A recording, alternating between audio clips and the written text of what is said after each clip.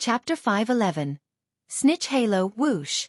A strong gale blew out from Bishop Millet's body, lifting up his dark blue bishop robes. Crack, crack, crack, crack, crack. The branches of the nearby trees snapped as they flew into the air. Donna's body involuntarily rose a few meters into the air before being thrown out several meters. Her body ached all over when she fell to the ground. It wasn't just her. Cecile, Denton, Timothy, Harris, and the others were all blown up by the wind and landed in different spots. Only Cleves, Teague and Erdy, either because of their training or abnormally heavy weight, staggered to the ground and tumbled a few times. Elend, who was facing Bishop Millet directly, did a series of retreating and backward somersaulting actions, dodging the incoming blow from the wind. Klein and Danitz didn't attempt to resist it head-on. Instead, they flew backward like kites. Although they looked like they were about to collapse to the ground, they ultimately managed to keep their balance. As soon as the hurricane stopped, 6 figures emerged from the dispersing fog. They were all wearing black cloaks and were headless. Left with only bleeding necks, their hoods were supported up by the eddies of the hurricane. Gasp, gasp. Their throats emitted the low grunts of a beast like the moment before they were ready to attack. So. A series of thin and sharp wind blades shot out, leaving a clear and deep rift where Klein was somersaulting. Tap, tap, tap.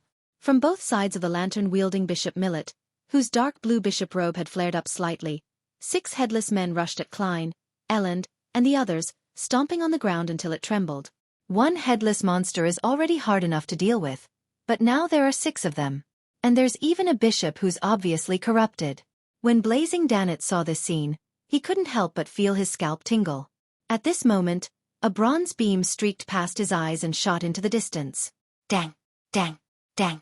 Azek's copper whistle dropped to the ground and bounced a few times. With a whoosh, the 6 headless men changed direction at the same time, rushing towards the location where Azek's copper whistle came to a stop, leaving Bishop Millet standing alone in his original spot. Klein seized the opportunity, lifted his left hand, tearing off the sun brooch inside his coat, and threw it to Captain Elend who was closest to him. He shouted succinctly, "Inject your spirituality. 5 seconds. Holy water." After saying this, he ignored his silk top hat that had been blown away, and instead, he bent his body, dashing towards Bishop Millet in a zigzag manner. So. One after another, wind blades were shot out in close succession, all of them aimed at Klein. In a flash, the ground showed signs of being cut and slashed. Klein either somersaulted, lunging forward, or jumping up by supporting his body with his hands to avoid the first round of concentrated fire. The dark red light in Bishop Millet's eyes grew brighter as he raised his hands. So. At this moment, the wind blades inundated him like a machine gun. Klein only had enough time to dodge half of it before his body was torn apart, turning into thin and light shreds of paper that flew into the air. Klein appeared in another direction and continued to charge at Bishop Millet, trying to close the distance between them to an effective distance. After catching the sun brooch, Elend immediately felt the heat. He wished that he could take off his clothes and jump into freezing water. He thought for a moment about the words Gairman Sparrow had left him before taking out a tin-colored alcohol flask from the inside of his clothes, unscrewed the lid, and poured out all of the Lanti-proof inside. The strong aroma of the wine rapidly spread in all directions. Blazing Danitz looked around, feeling certain of the situation. With a grimace, he genuflected and suddenly pressed both his palms onto the ground. 2 scarlet fire serpents appeared out of thin air, clinging to the ground as they spread towards Azek's copper whistle and created 4 burning walls of fire. His original plan had been to throw a fireball at Bishop Millet and let Gairman Sparrow use the flames to easily jump towards the bishop and launch an attack. However, after seeing that the area around the bishop was filled with freezing gales, he rationally gave up on the idea. He was prepared to first clean up the headless monsters to prevent them from disturbing Gairman Sparrow's ability to use his true strength. Cleves, Cecile, Teague, and Harris had already stood up again and had drawn their guns. They surrounded Erdy, Donna, and Timothy in the middle, guarding them against any other monsters that might appear. Their experience taught them that, without any prior teamwork training, it was best not to interfere in a battle that was beyond that of ordinary humans. Tap, tap, tap. The 6 headless men, oblivious to the burning flames, burst through the scarlet walls of fire and began to pounce onto Azek's copper whistle like ravenous dogs. This gave Elend time to inject his spirituality into the sun brooch with composure. After the holy water condensed, He dripped them into the alcohol flask. Seeing the headless people in a frenzied bunch, Danet's heart skipped a beat. He bent down halfway and, with a flushed face, condensed a scorching white flaming spear in his right palm. Taking a step forward, he twisted his waist and swung his arm, throwing out the flaming spear. It whistled as it hit a headless man and nailed it to the ground. A blazing white light soared, and the headless man's body was reduced to ashes. The remaining half of his body was also burning, continuously releasing blackish-green gases. Seeing that his attack had succeeded, Danet was about to continue this attack method when he suddenly sensed a particular kind of crazy, terrifying hunger.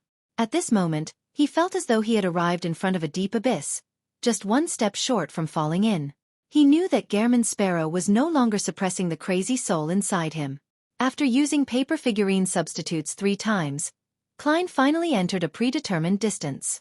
The glove on his left palm suddenly exploded with a hunger that had been suppressed for a long time, and dark golden scales began sprouting from it as it squirmed. Klein's pupils faded away, as if they had turned vertical. Immediately after, his pupils reflected Bishop Millet's fluttering dark blue robes. Without a sound, the middle-aged man who was about to produce a large number of wind blades suddenly tilted his head backwards, and his body froze for a second. His eyes, which were glowing with a dark red light, lost their rationality as they were filled with a sense of madness. His skin became smooth and colorful, like the skin of some aquatic creatures. He let out a panting sound, as though it had come from the depths of the ocean, as slippery, disgusting tentacles suddenly drilled out from under his dark blue robe. Psychiatrist's frenzy. Klein originally only wanted to use this to interrupt the enemy's attack in order to create an opportunity for him later. But after going berserk, Bishop Millet immediately lost control. The moment the fallen or corrupted man lost his final shackles of reasoning, he immediately stepped into the abyss of losing control. Klein's pupils shrank as he saw the situation. He no longer hesitated, and he switched the soul he was driving. In the midst of his frenzy, the glove on his left palm became stained with a gold color. His expression became dignified as his gaze once again locked onto Bishop Millet. In an instant, his eyes lit up like 2 bolts of lightning. All of a sudden, Bishop Millet let out a blood-curdling screech.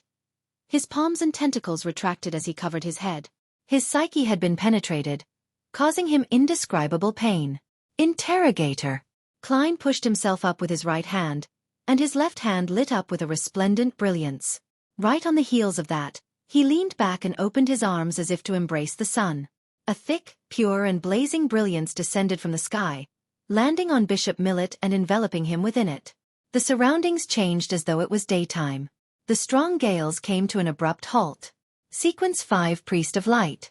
Bishop Millet's body began to evaporate, first his skin, then his tentacles, and finally his flesh. By the time the brilliant pillar of light disappeared, he no longer looked human. Instead, he had turned into a monster made of bones and flesh. Whatever was left of his aura was rather weak. However, he wasn't dead. The vitality of a rampager was stronger than ever before. Klein's expression didn't change.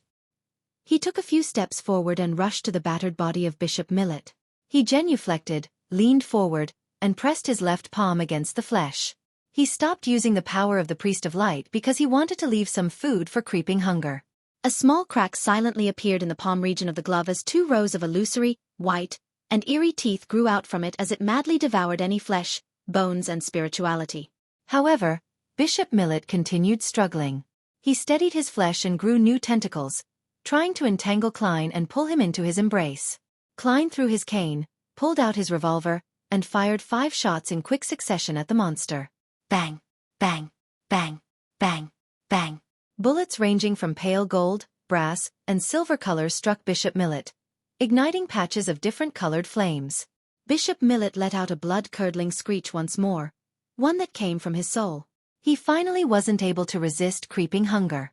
Even his flesh and soul were transformed into a torrent that poured into the insatiable mouth. In just 2 or 3 seconds, all that was left on the ground were clothes, money, and specks of dark blue and green light blobs. This was the difference between devouring and grazing. Klein wanted the latter more, but there was no other food around. Meanwhile, Captain Elend had already created 2 rounds of holy water inside his alcohol flask. Danet hurriedly shouted at him. "Throw it over." Without hesitation, Ellen threw the alcohol flask towards the headless men who were still vying for the copper whistle.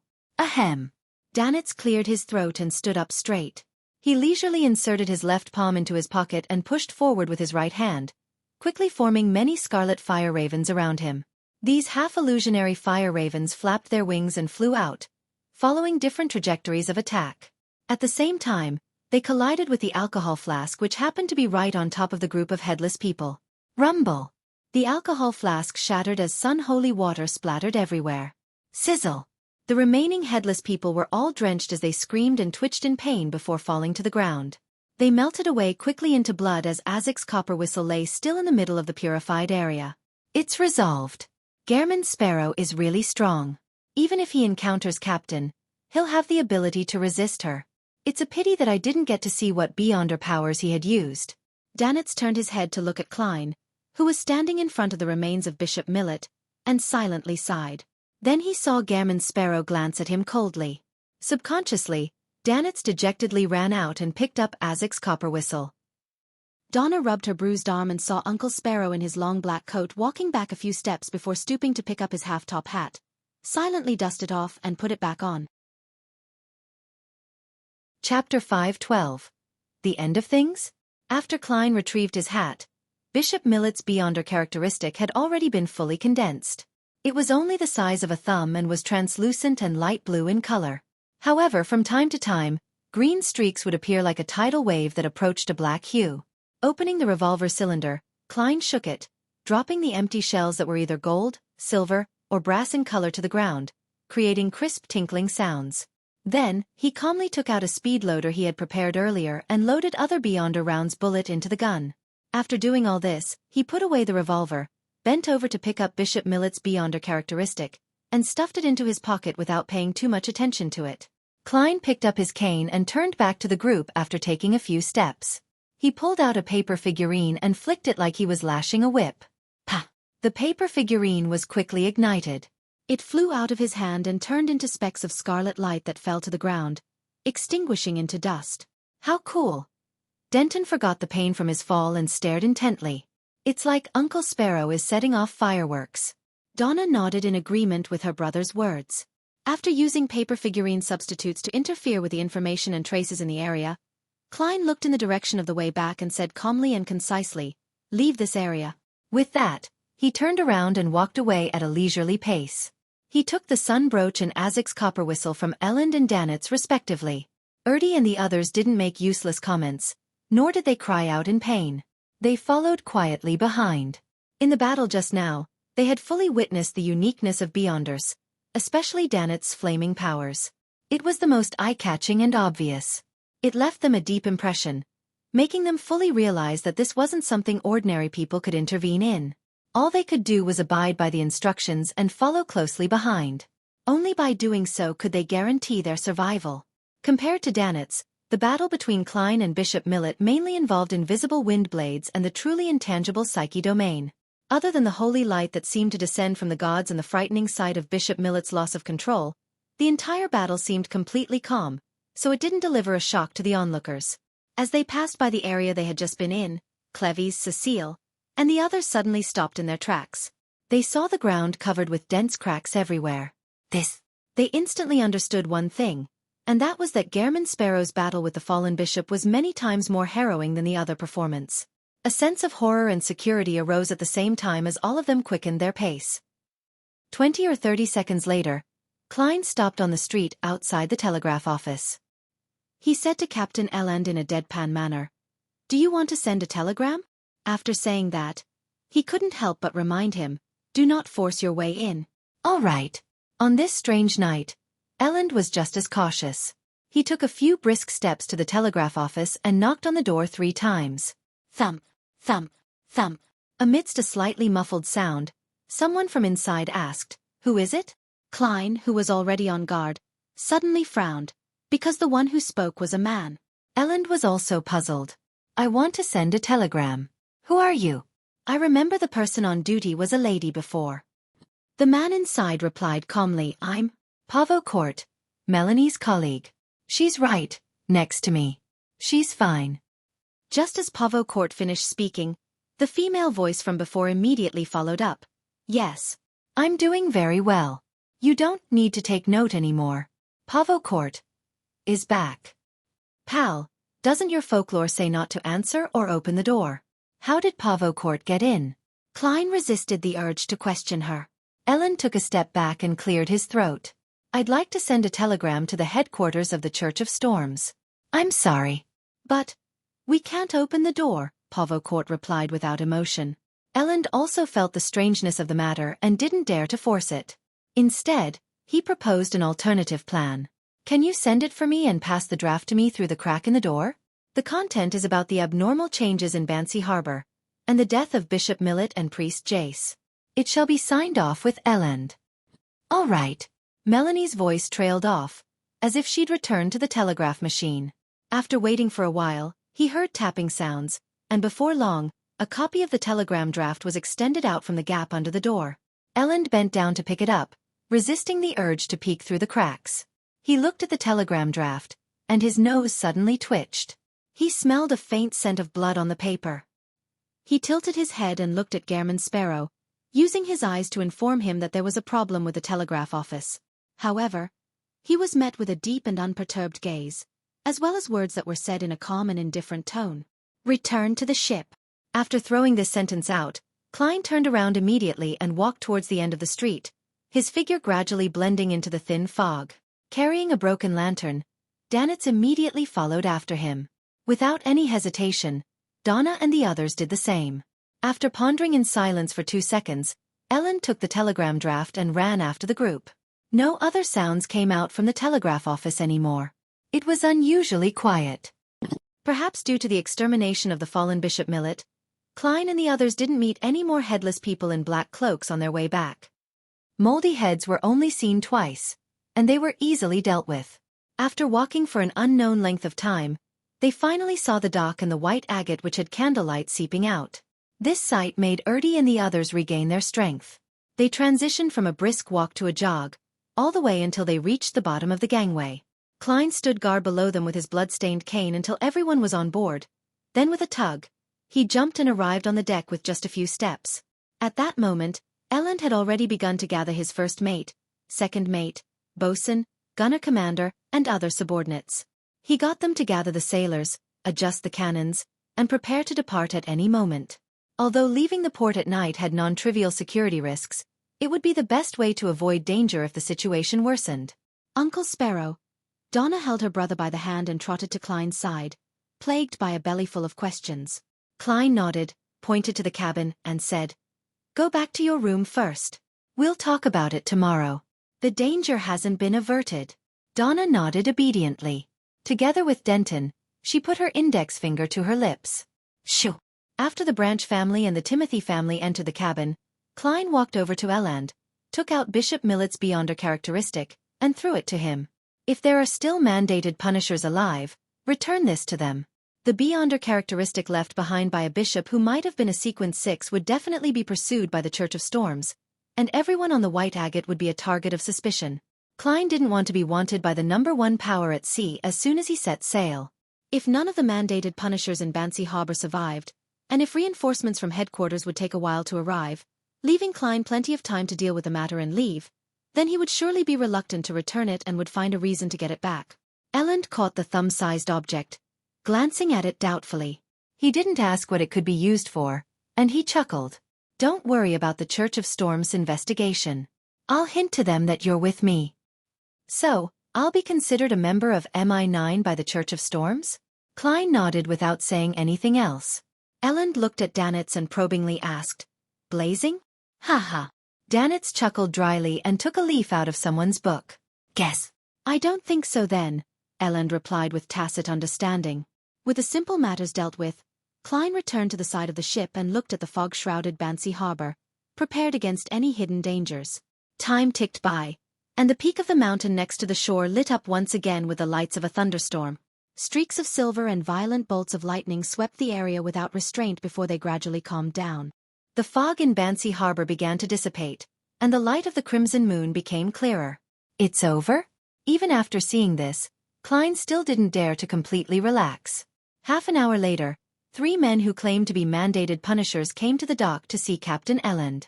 After Gehrman Sparrow confirmed it with a divination and a round of questioning, Elend allowed the sailors to lower the gangway. The 3 mandated punishers motioned for the surrounding crew to leave. Then they lowered their voices and informed the captain of the situation. Klein didn't move closer to listen, but instead he waited patiently for the matter to end. A few minutes later, Elend returned Bishop Millet's remaining characteristic to the mandated punishers and watched them leave the white agate to deal with the rest of the mess. Phew. Elend exhaled and came to Klein's and Dannett's side. He casually said with a tinge of lingering fear, "The matter has been resolved. There aren't any problems." Has it really been solved? Klein suddenly thought of Pavo Court and Melanie behind the telegraph office door. He recalled Fox, the owner of the Green Lemon restaurant, and the many lodgers who had watched them silently.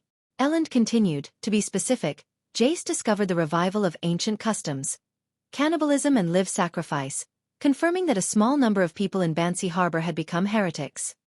He hurried back to the church and reported this to Bishop Millet, but unbeknownst to him, the person before him was the leader of the heretics, a true fallen one. He had his neck cut off by Millet's wind blade and died in the Cathedral of the Lord. Millet was about to dispose of the body, but he was discovered by the servants. Hence, things spiraled out of control. Some of the servants were turned into monsters, while some were led by the priests to hide underground. Without any means to hide himself, Millet quickly left the cathedral, gathered the heretics, and headed for the altar at the mountaintop. The weather changed as a result. After the mandated punishers retrieved 3 sealed artifacts, they rushed over and engaged in an intense battle. In the process, Millet was injured and escaped, while the rest of the heretics remained to defend the altar, which was eventually overrun. The church's headquarters has already replied, and they'll be sending people to investigate the cause of Bishop Millet's fall. I told them that we were only able to kill Bishop Millet by joining forces because he was heavily injured. By the way, the mandated punishers have gotten me to get the Branch and Timothy families to sign a confidential agreement. After giving a general account of the situation, Elend let out a long sigh of relief and busied himself with the remaining matters. Klein didn't dare to completely relax. He stayed on deck until the clouds appeared to burn when the sun slowly rose, illuminating the entire port. He saw the residents leave their houses one by one, basking in the golden sunlight, chatting and laughing as they headed for their respective jobs. Bansi Harbor finally had the breath of human life again. It's really over. Klein turned around, slightly puzzled. He had planned to catch up on his sleep, but only after the ship had departed. As for Dannett's, although he had long been yawning, he remained motionless when he saw Gehrman Sparrow being motionless. On the way into the cabin, Klein met Elend, who had also not slept the entire night. "Good morning. We're about to leave the port. There's nothing to worry about," Elend greeted with a smile. As he spoke, the white agate's whistle sounded. Upon hearing the sound, Klein secretly exhaled, deciding to put all his doubts behind him. He didn't want to think about Bansi Harbor anymore, so he nodded in response. Elend stretched his neck and commented with a sigh. "Last night, I had a mystical feeling that the old Binzi and the modern Bansi Harbor overlapped." Klein had intended to walk past him when he suddenly grasped a word and asked with a grave expression, "Binzi? Heh, that's the ancient name of Bansi Harbor. 300 or 400 years ago, it was called Binzi Town. Later, due to its pronunciation and other factors, it gradually evolved into Bansi," Elend introduced in passing. Klein's pupils shrank when he heard the answer. He remembered very clearly that the evil spirit in Backlund's underground relic had once mentioned that if one wanted to find one of the founders of Rose Redemption, the former King of Angels, Medici, and his descendants, one could go to Binzi Town to try their luck. Binzi! Klein's heart seemed to freeze over, inch by inch. A chill radiated from the depths of his bone marrow. He jerked his gaze back to the harbor, to the scenes of the telegraph office with its tightly closed doors and the lodgers in Green Lemon restaurant who were silently staring at him. Chapter 513. Intimidation. If I had probed deeper, then there might be a high probability that I would have attracted the Rose Redemption or even a hidden red angel. There were several times where I danced at the edge of a cliff. Luckily, I managed to restrain my impulse and curiosity about the weird situation at Green Lemon restaurant and the telegraph office. Klein retracted his gaze, finding the sun brooch inadequate in keeping his back from oozing with a layer of cold sweat. Compared to the arrival of the true creator, this unknown and undetonated situation was much more horrifying. At least, Klein couldn't help but imagine what would have happened if he kicked the telegraph office's door open, or if he went around to the back, flipped the window, and entered the room. He constantly imagined all sorts of strange and terrifying scenes, which frightened himself quite a bit. At the same time, he decided to produce sun-holy water for the passengers who had eaten at Bansi Harbor last night, in order to avoid any remaining dormant dangers. What's wrong? Ellen sensed Gehrman Sparrow's abnormality. I just remembered something. Klein used his clown's powers to keep his facial expression normal, but inside he was glad that he didn't take the risk last night and had now successfully left Bansi Harbor. As for the secrets of Rose Redemption and the King of Angels, he only had one thought in mind. Quickly report it. If he didn't report it, was he allowing them to usher in 1351's new year? If he chose to hide the truth and wait until he had a sufficiently high sequence or enough strength to explore and reap the corresponding benefits, then Klein felt that he would feel very guilty and end up carrying a heavy burden if something happened during that time, causing the danger to be triggered prematurely, or if the remnant heretics would cause the death of one innocent passenger after another. That would only push him closer to losing control. Of course, reporting the matter needed to be done in a correct and astute manner. Klein wasn't foolish enough to tell Elan directly or write an anonymous letter to the Church of Storms, which would then lead to a lot of trouble.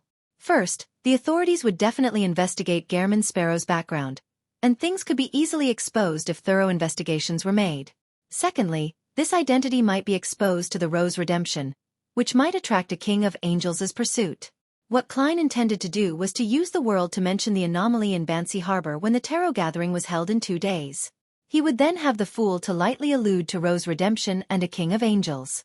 As a member of the Church of Storms, the hanged man would naturally know what to do next. This would be a chance for him to perform a deed of merit. As for the blood of the direct descendants of the Medici family, Klein didn't even consider it, because neither he nor Miss Sharon had the intention of rescuing the evil spirit in the underground relic. Noticing that Gehrman Sparrow obviously didn't want to mention his past, Ellen chuckled, took out a small black wooden box, and tossed it over. Klein reached out and caught it, using his eyes to express his puzzlement. The bladder of the Murloc. It can be used to make items.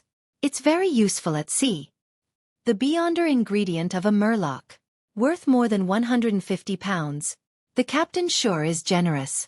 Klein had almost forgotten how Gehrman Sparrow should react. Fortunately, he had a lot of experience in acting. He immediately sank his face and said, I didn't save you for a reward. Ellen laughed and said, I'm not giving you this in return for saving me. Aren't we friends now? Isn't it normal to help a friend make up for his shortcomings when he doesn't have such items? What he said makes sense. There's no way to refute him at all. Klein held onto the small black box and remained silent for a few seconds. Finally, he nodded. Ellen covered his mouth as he yawned before taking off his boat-shaped hat. I need to return to my room to catch up on my sleep. See you at noon. Klein waved politely and led Danitz towards room 312. He saw that Donna and Denton were up early and waiting at the door. Uncle Sparrow, what's that in your hand? Donna asked curiously. Klein didn't say anything and directly opened the lid of the small black box. The interior was lined with a layer of black velvet, and sitting in the middle was a round, gem-like, transparent object. It had a blue, aqueous luster that swirled outwards. That day the Murlocs. Denton thought for a moment. Bladder. At this moment, at Klein's signal, Danitz opened the door. Donna walked in briskly while stretching out her hand from behind her. She held a thick wad of cash that were a mix of £10 and £5 notes. My father, my mother, Uncle Clevy's, and Uncle Timothy's family asked me to pass this to you. A total of £150. Donna smiled sweetly. They said that this isn't enough to express their gratitude. It's just to replenish the supplies you used. Those things are expensive, right? Still all right. Klein thought for a moment. Then he accepted the £150 gratuity so that Ertie and other ordinary people wouldn't feel uneasy. Seeing Uncle Gehrman Sparrow put the cash and the small black wooden box into his pocket, Donna was relieved that she had finally completed the task her parents had handed her. She quickly got into character and found her true intention for visiting. She asked curiously and fearfully, Uncle Sparrow, what kind of monsters were those last night? Are ghost stories true? Were you born with the ability to jump out of the flames and let light descend? Is this magic, or witchcraft? Stop, stop, stop, you have too many questions.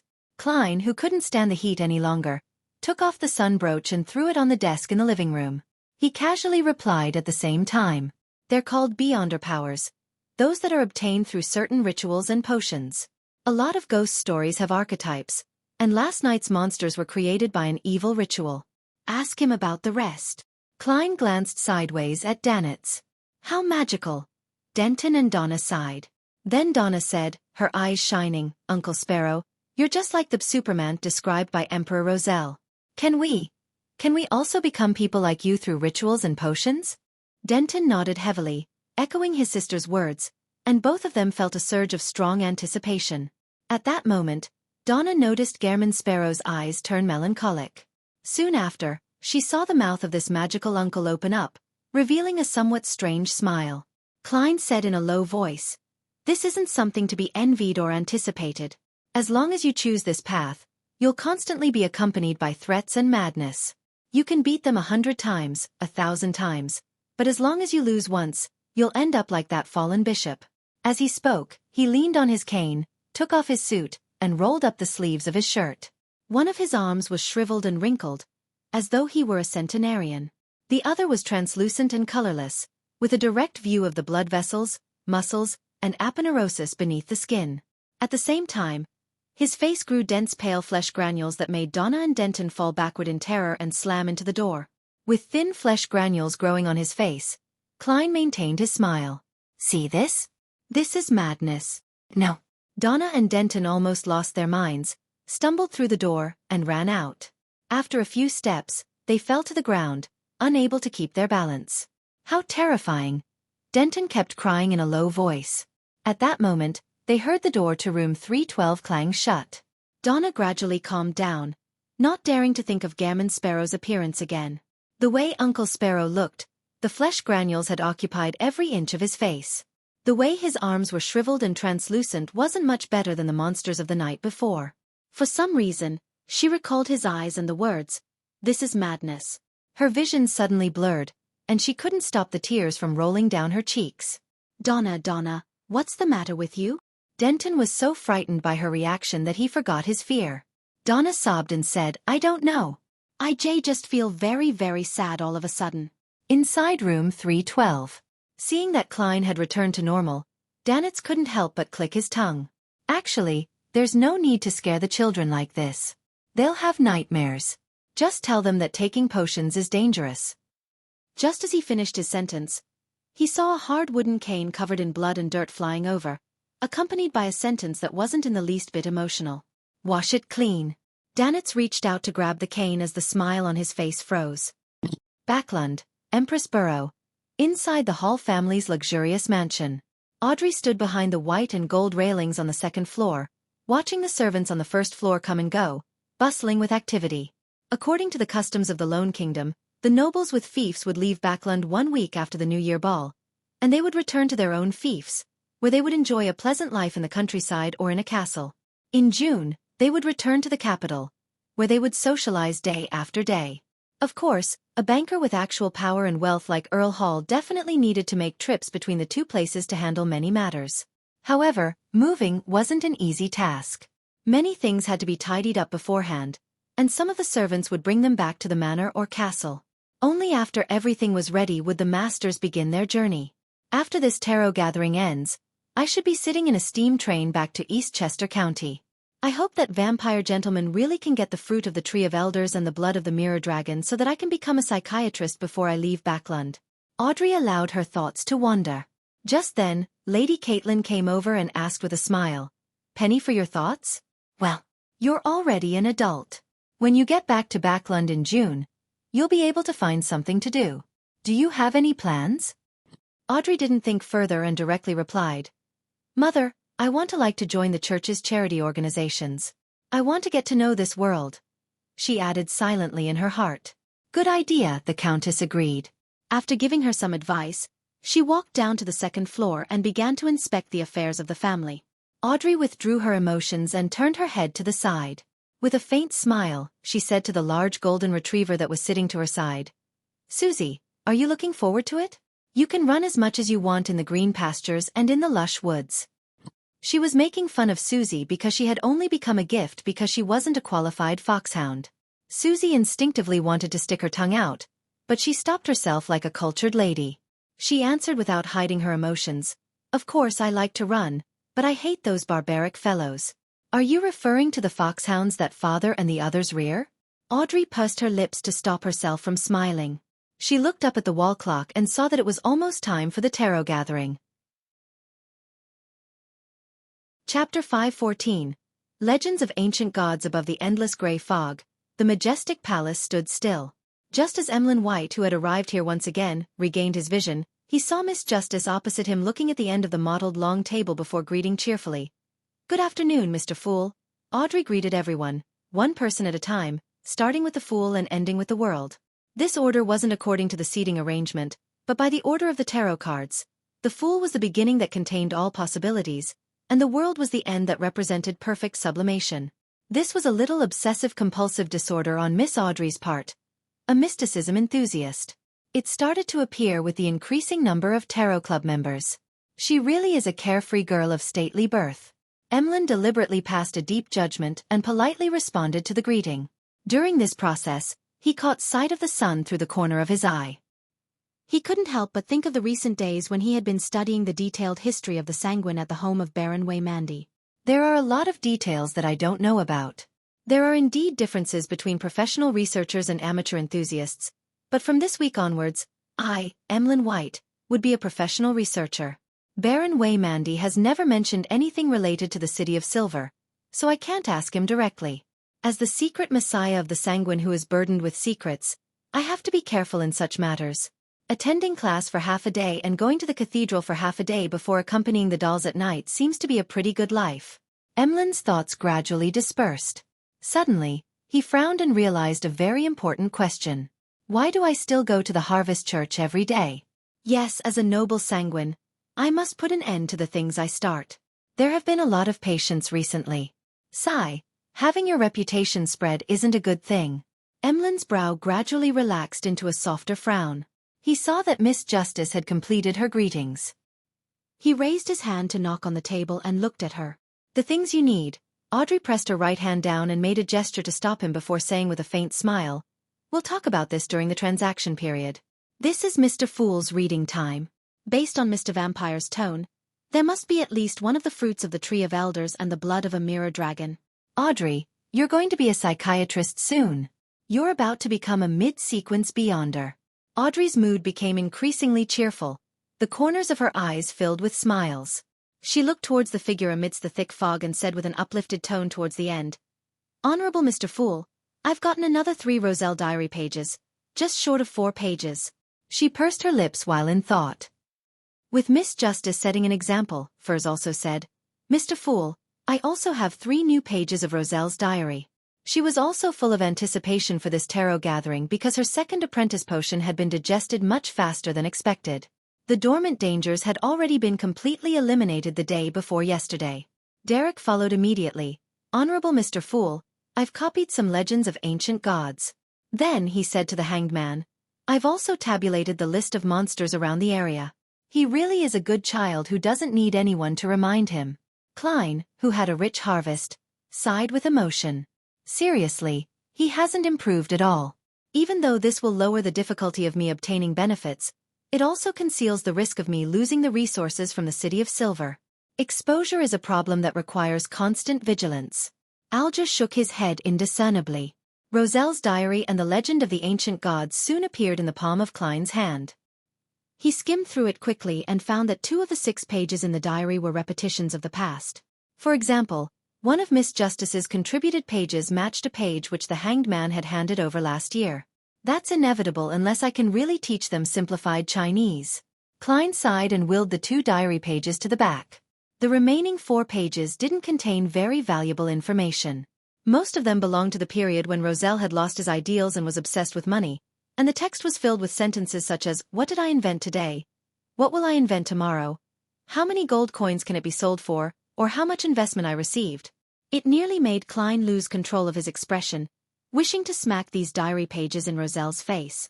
At this moment, Audrey keenly discovered that the Dark Emperor card had returned to the side of Mr. Fool's hand and was placed face down. So it really was bestowed to his adorer. Was it to help him complete a mission? Or is there another possibility, that this is a new card of blasphemy, and not the original one? Audrey guessed with interest. After flipping through the diary pages, Klein resisted the urge to take a deep breath to calm his heart, and he looked at the legends of the ancient god provided by Little Sunday. It was quite a rough description. It divided the 8 ancient gods of the Second Epoch into 3 camps. The giant king, Ormur, the elf king, Seniathrim, and the vampire ancestor Lilith were allies who fought against the dragon of imagination, Ankwelt, the phoenix ancestor, Gregrace, and the mutated king, Kvaster. As for the devil monarch, Farbati, and the annihilation demonic wolf, Flegria, they were the ones who wanted to subvert all order and corrupt all living beings.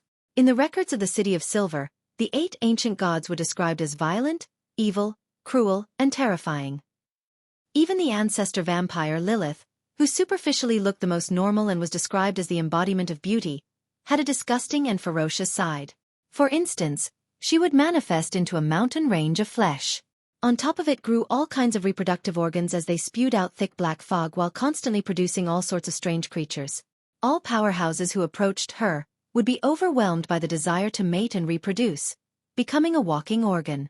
And all living beings who saw this scene, other than the other ancient gods, would lose their minds without exception or mutate on the spot, while others became crazy.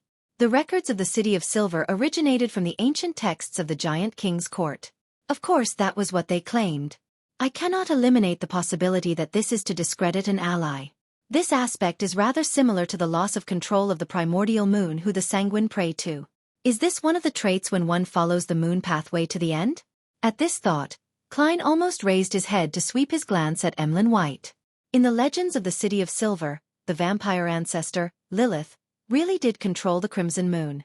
As long as she wanted, she could make the blood moon appear every day for 365 days a year, allowing the negative energy to rampage through the lands and the spirit world to interact with reality for an extended period of time, releasing countless unspeakable monsters and evil spirits.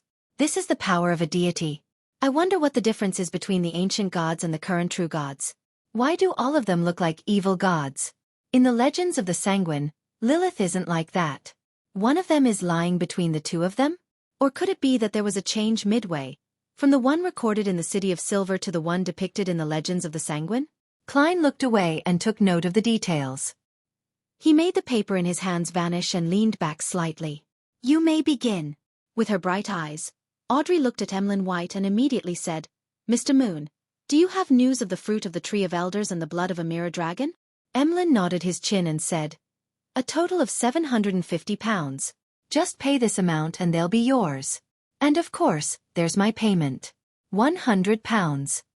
Audrey didn't bother with the total price at all and happily responded, deal. I hope that the deal will be completed today or tomorrow. No problem. Emlyn, who was about to make 100 pounds, couldn't refuse Miss Justice's request. Awesome. Audrey lowered her right hand, clenched it into a fist, and lightly pumped it twice. At that moment, Alger turned his head to look at Mr. Vampire. Do you still want the inheritance of that sanguine baron? 4,500 pounds. That's the best price I managed to get for you. In fact, the pirate was willing to give it up for 3,200 pounds. Emlyn's expression twisted. If it's only 1,000 pounds, then I'll definitely take it. But, he replied inwardly. Although their family members were pretty good apothecaries and doctors, with a modest annual income and long lives that allowed them to save a fortune, Emlyn had been unable to save any money since he became infatuated with dolls. From time to time, he would order some custom dolls. Even if the 100 pounds which he hadn't received yet was counted, his personal savings didn't even reach 500 pounds, of which 150 pounds had been contributed by Detective Sherlock Moriarty. I'll think about it again, Emlyn said with difficulty, suddenly feeling that he had to find some way to quickly save up money. This fellow, Emlyn, just made the sound of poverty. Upon seeing this scene, Klein happily quipped inwardly. Being friends with Mr. Vampire in reality, Klein had heard him mention that over the years, he had spent more than 7,000 pounds on dolls, which made Klein marvel at the price of puppets and how extravagant Emlyn was. No problem. The hanged man didn't press further. He turned to Audrey. My fair lady, the artisan has completed the work and has obtained a rather mystical item. It allows you to truly change your appearance while also providing you with 3 Beyonder powers: flame controlling, damage transfer, and danger intuition. It improves your balance and agility. It's a silver mask, but it can also be a hat or an earring. It can change its appearance, and you can name it. Of course, it also has its own minor flaws. When you wear it, your emotions will be amplified, and you must learn how to control yourself. It costs £5,500. At this point, the Hanged Man chuckled and said to the world, "The Beyonder characteristic you provided earns you £4,500, and the artisan's workmanship is worth £1,000. £4,500. Much better than I had expected. Even though there's a 15% commission, that is to say, £675 for Mr. Hanged Man." Klein immediately controlled the world and nodded in agreement. That wouldn't be an issue. Emotions would be amplified? According to Miss Escalante, I'll have the ability to influence the moods and mental states of other people when I advance to psychiatrist. I should be able to do the same for myself. Yes, that flaw isn't a problem. Audrey nodded lightly. I will pay within 2 days of receiving the mystical item. In order to not reveal the secret of the Tarot Club, she had to wait until she had received the item before she could claim reimbursement from her father. Sure. The Hanged Man wasn't the least bit worried about Miss Justice's credibility. So rich. Both Emlyn and Furs felt agitated at the same time. Phew. Klein breathed a quiet sigh of relief. This meant that more than £3,000 of his would be available soon. Thank you, Miss Justice. He silently drew a crimson moon inwardly. Chapter 5:15. Harvest for everyone. Frankly speaking, although Alger had predicted that Miss Justice wouldn't bargain, and the fact that the mystical item was indeed worth about £5,500, he still felt a strong sense of discomfort over such actions. It felt like after all the hard work he had put in to make a killing, the money he earned wasn't even more than her pocket money. £675 split from the world, and the artisan's fee is only £600. I'll earn a net profit of £400. I've made a total of £1,075 in this transaction, but the world isn't a simple figure. He has a great deal of Beyonder characteristics and potion formulas, and he's involved in a great number of events. He's in the know of relatively important information. It's not worth it to get into a conflict with him over a few £100s. Otherwise, I could have pushed the price of his Beyonder characteristic to below £4,000. The Hanged Man thought wistfully. As the fool rejoiced at the prospect of receiving £3,825, Derek looked at the lady across him and earnestly said, "Miss Magician, your Spirit Eater's stomach pouch is ready." Excellent. Furs heaved a sigh of relief. I'll pay £300 in cash to Mr. Hanged Man. Upon hearing this, Alger's spirit was also lifted. He hurriedly requested the fool sitting at the end of the long bronze table for permission to conjure the potion formula. A few seconds later, he wrote the Solar High Priest formula onto the yellowish-brown goatskin parchment in front of him. Sequence 7. Solar High Priest. Main ingredients: 1 comb of a dawn rooster, 1 fruit of a radiant spirit pack tree.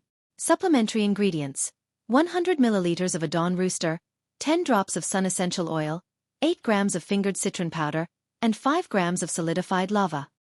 Although Klein didn't deliberately pry into this potion formula, the content which was conjured thanks to him was still reflected in his mind. As long as he was willing to use dream divination to recall, he would immediately get the corresponding knowledge. He couldn't help but exclaim, indeed, being a platform is most profitable. Derek received the piece of parchment expectantly, glancing at it with relief and excitement. Then, he conjured the list of monsters which were found in the area surrounding the City of Silver, letting the Hanged Man pick out the Beyonder ingredients that would be used to level the difference in prices.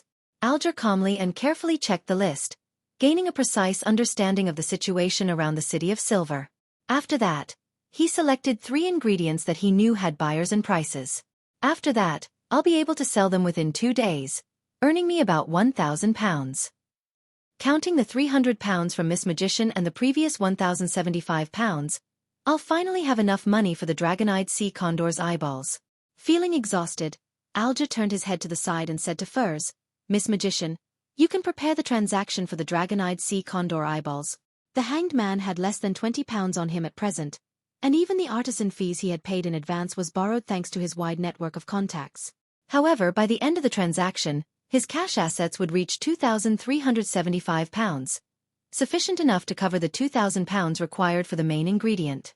First thought of the loss she had suffered last week at the hands of Mr. Hanged Man and responded, feeling slight grievance, all right. For her, how much this deal would eventually earn her would depend on her teacher, Dorian Gray. She wouldn't earn anything extra beyond what he was willing to share with her. At the end of the transaction segment, Klein manipulated the world to seek to purchase the remnant spirituality of ancient wraiths and a pair of eyes from a six-winged gargoyle. As for the sale or process of making the Murloc bladder into a mystical item, he temporarily didn't intend to do it through the Tarot Club. He wished to use it as a catalyst to expand his social connections and resource channels at sea. After today's tarot gathering, Miss Justice will finish gathering her Psychiatrist Potion's ingredients, and the same is true for Miss Magician's Trickmaster Potion. Now that Little Sun has the formula, he can finally work towards Sequence 7. He's one step closer to providing me with a way to remove the mental corruption inside a Beyonder characteristic. Mr. Hanged Man is about to receive one of the main ingredients of Wind Blessed, so there's only one last obstacle in his way before reaching Sequence 6. Only Emlyn hasn't yet made up his mind or found a solution. There's no hope of him advancing in the near future. Klein looked around and said with a chuckle, "Continue your free exchange." Audrey was about to say something out of habit, but when she thought about it carefully, she felt that there was no news to share this week. Apart from the numerous balls I've attended and the 2 psychology classes, there are only matters regarding my return to Eastchester County that can be talked about, but there's no need to. She pursed her lips and remained silent. Furs, who was still in her languid state from the New Year's holidays, continued having a blank mind. She commented, feeling rather guiltily, "Backland is still under the same kind of high pressure as before. Don't take any risks unless you're an official Beyonder." "Is that so?" Emlyn, who had been behaving well during this time, frowned doubtfully. A vampire like him who led a routine lifestyle couldn't experience the pain of having all the Beyonder gatherings stopped. The Hanged Man nodded and thought for a while. Then he said to the sun, "Don't be careless. Before holding a sacrificial ritual, it's best if you confirm that the chief who led the exploratory team isn't in the City of Silver, or if he's busy with other matters." "Mr. Hanged Man, do you mean that the chief could have noticed the repeated cycle of fate?" Derek asked in astonishment. The Hanged Man replied solemnly, "That possibility can't be ruled out. However, I can't be sure since I don't know enough about your City of Silver." Having said that, he hid his smile and presented a serious expression. Derek said with chagrin, "There are many things I'm not sure of either." Alger sighed inwardly, eliminating his disappointed emotions. "In short, caution and carefulness will allow you to live longer." "Thank you for your reminder," the sun said sincerely.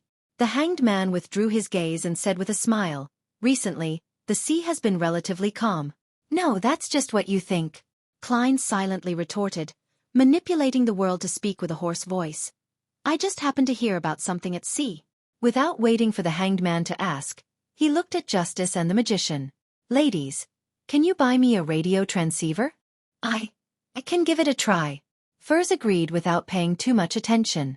As she was about to leave Backland, Audrey could only say sorry.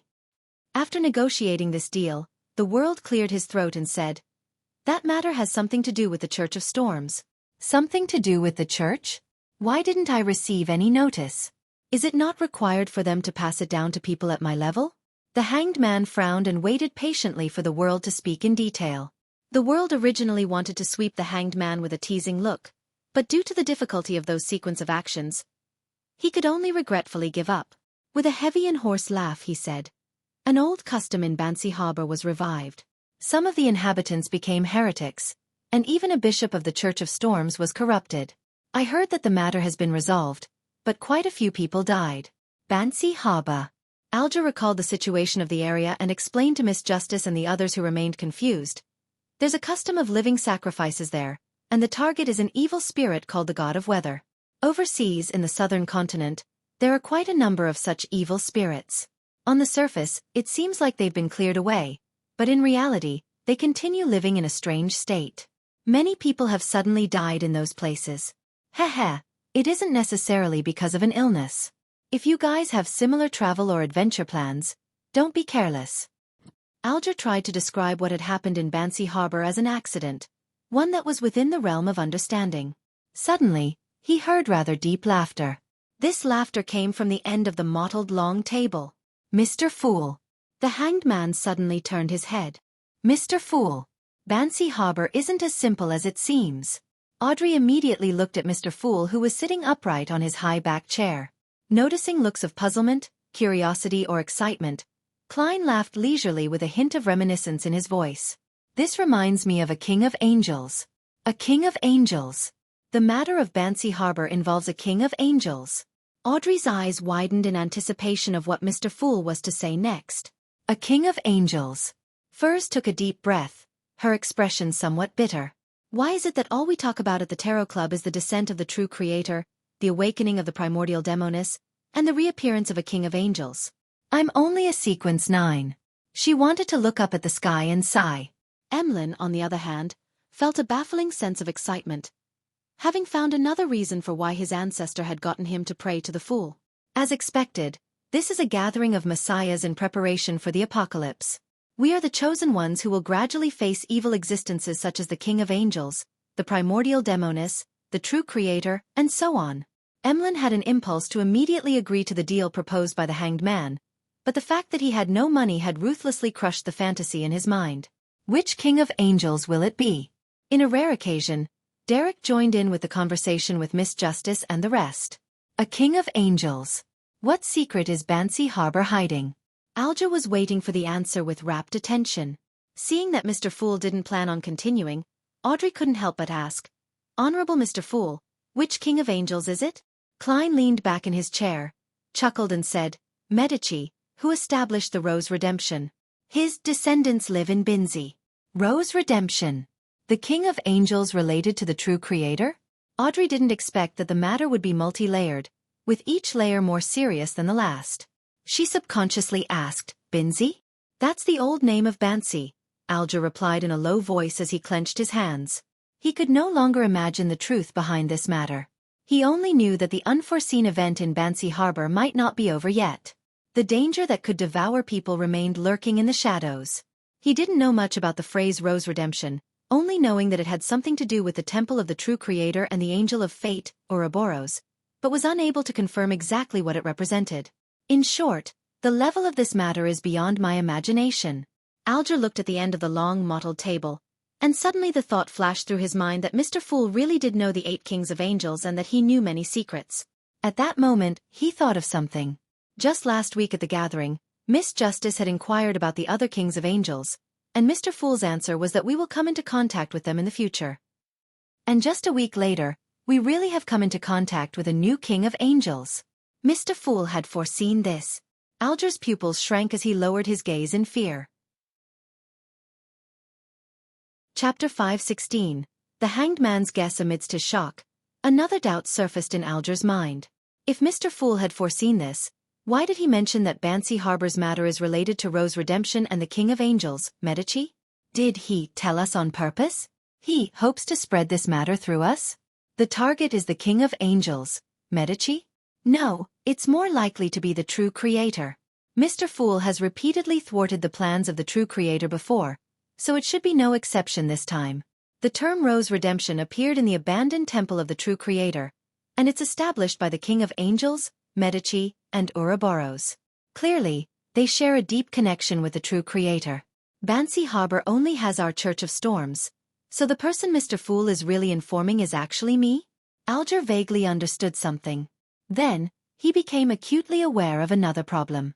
The last time the world mentioned that something major was about to happen in Backland, it was immediately confirmed by Mr. Fool, and it later involved the awakening of the primordial demoness and the descent of the true creator. This time, the abnormality at Bansi Harbor also received a response from Mr. Fool. He revealed the secret hidden in ancient Binzi and has brought the Rose Redemption and the King of Angels to the forefront of all the members of the Tarot Club. Isn't this too coincidental? Yes, news provided by the world previously had to do with Backland, and this is the first time it involves the sea. Furthermore, Mr. Fool had mentioned last week that his adorer has been forced to leave Backland because of the Great Smog. They match perfectly. So, the world is actually Mr. Fool's adorer? No, he should be a representative among all his adorers in the Tarot Club. He's to do things that Mr. Fool finds inconvenient. Of course, through this gathering, the adorer will also trade goods and knowledge in order to advance himself. This is also considered a form of Mr. Fool's nurturing of him. On careful thought, this theory is probably correct. At least, the world has never collected Roselle's diary in exchange for knowledge or intelligence from Mr. Fool. As his adorer, it's his duty, so he has probably submitted them in private. From this conclusion, Some deliberate questions or contradictions on the world's part are meant to conceal his identity as an adorer. This is consistent with his experienced, skilled, and cunning character. In addition to the hidden attempt to awaken as he slowly lifts the seal, Mr. Fool holds the tarot gathering to also use us to interfere in certain events. This is evident from the composition of the members. A high noble, a beyonder at the bishop level of the church, a survivor of the forsaken land of the gods, a student of the Abraham family, an adult vampire. Each of us represents a faction or a particular circle or resource channel. Many thoughts flashed through Alger's mind. Not only was he not repressed by his own guesses, but he was also excited. To him, Mr. Fool's unknown purpose was the most frightening thing. Having an initial understanding of what he wanted to do allowed him to effectively avoid any risks and improve himself by doing so. As long as the Fool wants to use us to do things, he'll definitely give us some benefits. This is exactly what I was hoping for. Otherwise, I don't know when I'll be able to see the hope of becoming a demigod. The world. You definitely didn't expect that I would see through your disguise. Alger's fear subsided, and he began to think about how to use the information about Bansi Harbor. He couldn't report the matter just like that, as it would arouse suspicion, and he had to patiently wait for an opportunity to let the higher-ups appreciate him and reward him, without ending up being monitored. Audrey could tell that Mr. Hanged Man was undergoing a mental exercise, but she didn't expect him to come up with so many guesses in such a short period of time. And from the words of Mr. Fool, she was delighted to learn that Rose Redemption was a secret organization established by a number of kings of angels, which was also related to the true creator. At the same time, she vaguely sensed the strangeness of the world. She realized that this member of the organization, who was the most difficult to read, was always involved in important matters and could always obtain important information. Furthermore, he constantly produced formulas, ingredients, and beyonder characteristics, as if he could successfully hunt down a beyonder within 1 to 2 weeks. He left Backlund and went to sea? Or was it a rumor he heard in Backlund? Should I tell this information to the church? Well, Mr. Hanged Man has a close relationship with the Church of Storms, so it's better for him to do it, and there wouldn't be any problems. Audrey suppressed the thought of probing and only curiously asked, "Honorable Mr. Fool, what's the title of the King of Angels, Medici? Or should I say, what is his pathway?" Klein leaned back into his chair and said with a deep chuckle, "Red Priest." Red Priest? Which pathway is that? It sounds very similar to the Dark Emperor. Could it be that it's another Sequence 0 title? Audrey thought with excitement and joy. Red Priest. Derek silently muttered the words, realizing that there was no corresponding record in the City of Silver's history. Perhaps I haven't read enough, having only received a general education. He thought regretfully. Furs and Emlyn listened as if they were listening to a story, and were equally interested in similar information. The only problem is that I can't brag about it or write it into my novels. Furs felt a pang of regret. Mr. Hanged Man will likely report it to his superiors. Let's hope he doesn't delay it for too long.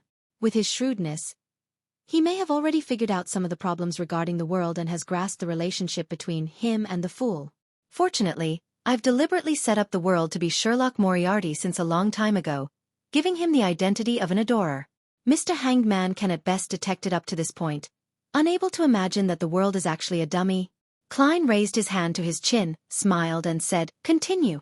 Seeing that Mr. Fool was no longer talking about the subject, Emlyn, who had freed himself from his emotions as a messiah, began to face the difficult problems of reality.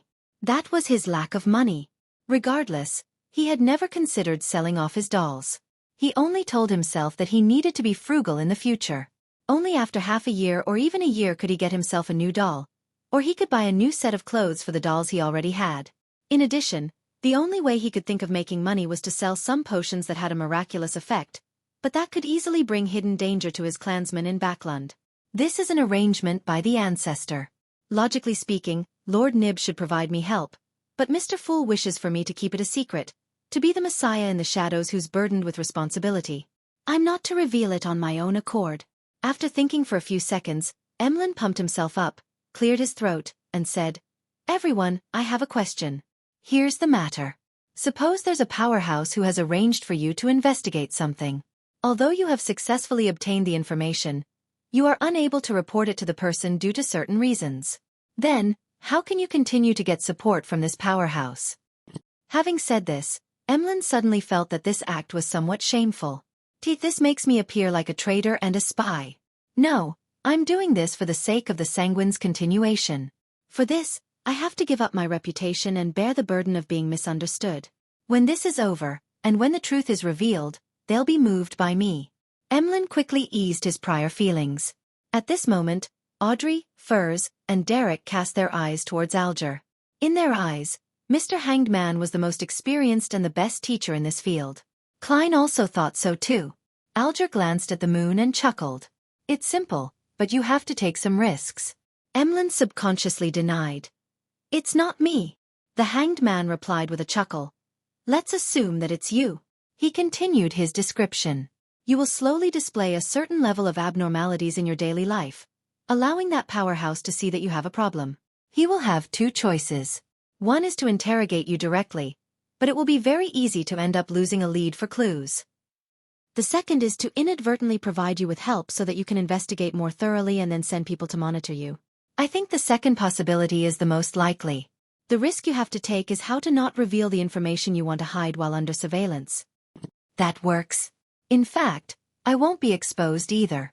Every tarot gathering, I'll be resting in the Harvest Church, looking normal on the outside.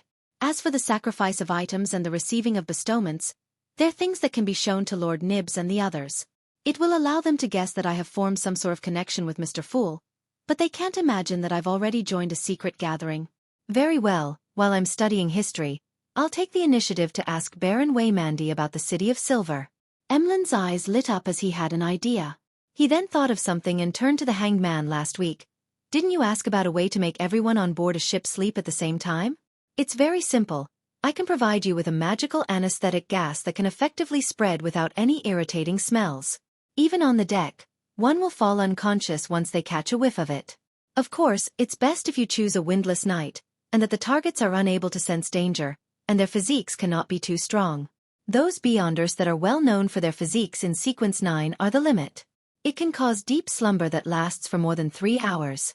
The effects will constantly decline after that. £100 a can, and an extra £30 for me. The Hanged Man thought about the situation of the sailors on the ghost ship and didn't haggle. Okay. He wanted to erect a certain image in front of the moon, to prepare for the big transaction that would follow. He had thought of using a slumber charm, but that would require him to chant the incantation. It would make the sailors notice that something was wrong and suspect something afterward. At the end of the exchange, Klein tapped the surface of the long mottled table with his finger, and he said with a leisurely smile, I can foresee that everyone will present a new appearance of themselves next week. Let us end today's gathering here. Thank you for your blessings. Audrey was the first to stand up. She took her leave, expressing her gratitude. With Mr. Fool saying those words, she felt more confident in consuming the psychiatrist potion. As the magician and the others repeated the same words, one figure after another disappeared from the palace. The area above the grey fog returned to its eternal silence. Chapter 517. City of Generosity Backland. Cherwood Borough. As the crimson glow faded from her eyes, Furs saw the familiar desk and open notebook which she used to jot down her inspirations. To her, this experience was no longer anything new, but it still evoked reverence from the bottom of her heart. This was a power that didn't belong to humans, something that even demigods were incapable of. I'll receive the stomach pouch of a spirit eater in 2 days. My apprentice potion has already been digested. Finally, I'll become a trick master. I wonder what Beyonder powers I'll receive. By advancing by my own abilities, teacher will definitely place greater importance on me. Apart from potion formulas in the future, perhaps I might be provided with some Beyonder ingredients. How I look forward to that very much. I don't even know the corresponding names of Sequence 6 and 5. I only know that Sequence 7 is astrologer. After I become a trick master, I'll immediately write to teacher. Furs felt like she was one step closer to ridding herself from the curse of the full moon. At this moment, she heard the sound of hurried footsteps approaching. Finally, it turned into the slam of the door. Zio is out again. She's so busy. Furs sighed silently. If not for the £400 debt that she owes Viscount Glaint, we would probably be vacationing at Desi Bay now. After a long period of hard work, and thanks to the enhancement of her strength, certain tasks that were previously impossible for her to complete have become simple. Moreover, from time to time, Zio would receive small tasks that pay well from the Golden Masked Man. Zio has already raised her savings from £110 to £320, leaving her with only £80 left to pay off her debt. In fact, I could spot her £80, but unfortunately, although she isn't tall, she still has a lot of pride in her. Furs withdrew her thoughts and thought about the matter Mr. World had entrusted her. As a doctor and a writer, she didn't know much about radios or anything about the entire field of machinery. She didn't usually pay attention to such information when reading the newspapers, so she didn't know where she could buy the kind of transceiver the world wanted. A department store? It probably doesn't sell one. Alright, Avil writes science fiction, so he should know a lot about such matters. Furs quickly found the right person to consult. However, she immediately had a new problem. Was she to visit him directly, or was she to write him a letter of inquiry? Glancing at the chair covered in a thick, soft blanket, and smelling the fragrance of coffee and tobacco emanating the room, she felt a warmth slowly creeping through her body. Bit by bit, her motivation to leave the house crumbled. I'm not familiar with him, so I shouldn't rashly pay him a visit. She sat down with a grunt and unfolded a piece of paper. In the Berg household in the City of Silver. Derek opened his eyes and woke up from feigning sleep. According to his original plan, he would have immediately held a sacrificial ritual to send out the stomach pouch of the Spirit Eater. However, the words of the Hanged Man reminded him to be more cautious and make more observations. I'll gather the ingredients Mr. Hanged Man require first, and then I'll do the sacrificial ritual all at once. Derek remained silent for a few seconds, then he attached his axe of hurricane to his body and headed for the steeple. He first checked the items available for exchanging using merit points, but he wasn't in a hurry to complete the transaction. He planned to go to the underground market to take a look once the lightning in the sky subsided. Derek went up to the third floor and headed straight for the library section that dealt with mythology and ancient classics, hungering for valuable information he hadn't learned yet. Suddenly he saw a hard and yellowed book with a cover. Giant King's Court, Book of Blackrock, hand-copied edition. It's a record passed down from the Giant King's Court? I wonder if there's anything related to the Kings of Angels. Derek reached for the book, pulled it out, and saw that it was bound in a brown monster hide. At that moment, on the upper level of the library, Colin Iliad was wearing a flaxen-colored linen shirt and a brown coat and standing there quietly, looking down. His unkempt grizzled hair flailed in the breeze from the window, and his pale blue eyes were deep and reserved. Wednesday, January 12th, 5:40 p.m. The sky was dark and cloudy, with deep blue waves undulating across the sea. The white agate bobbed up and down in this storm, like a toy in the palm of a giant. This is the sea. No matter how powerful one is, one will appear insignificant in front of it. Danette stood by the window and enjoyed the scenery outside. Fortunately, we're almost at the City of Generosity. From the moment they left Bansi Harbor, the White Agate's journey had been smooth sailing. With the help of the wind, it reached a stable speed of 15 knots. Hence, even though they arrived at Tiana Port a little later than scheduled, they completed the entire journey half a day earlier. That is to say, the White Agate, which was scheduled to arrive at the City of Generosity on the morning of the 13th, arrived on the evening of the 12th. Hearing Danette's reflections, Klein just glanced up at him, then looked away and continued his contemplation. The more he played the part of Gairman Sparrow, and the more he had to force himself to behave in accordance with his persona, the more deeply he realized what kind of person he was. When faced with different situations, he realized that the choices he really wanted to make were different from Gairman Sparrow's. For example, he would have responded to Danette's by idly chatting with him about the weather at sea and the disasters caused by those terrible storms, but Gairman Sparrow wouldn't. He had to be cold and reserved. The more there are such differences, the more I recognize myself. Klein sighed inwardly. This was something he hadn't experienced when he moved about with his identity as the private detective, Sherlock Moriarty. Back then, he didn't have to disguise his personality and had just been himself. I feel like I've digested my potion a little. However, Gairman Sparrow has traits that are similar to myself. At the very least, when choosing to disembark and entering Bansi Harbor to save the others, I overlapped with this identity of mine, and there was no difference. Of course, it could also be said that I was adding a certain kind of persona into the mix.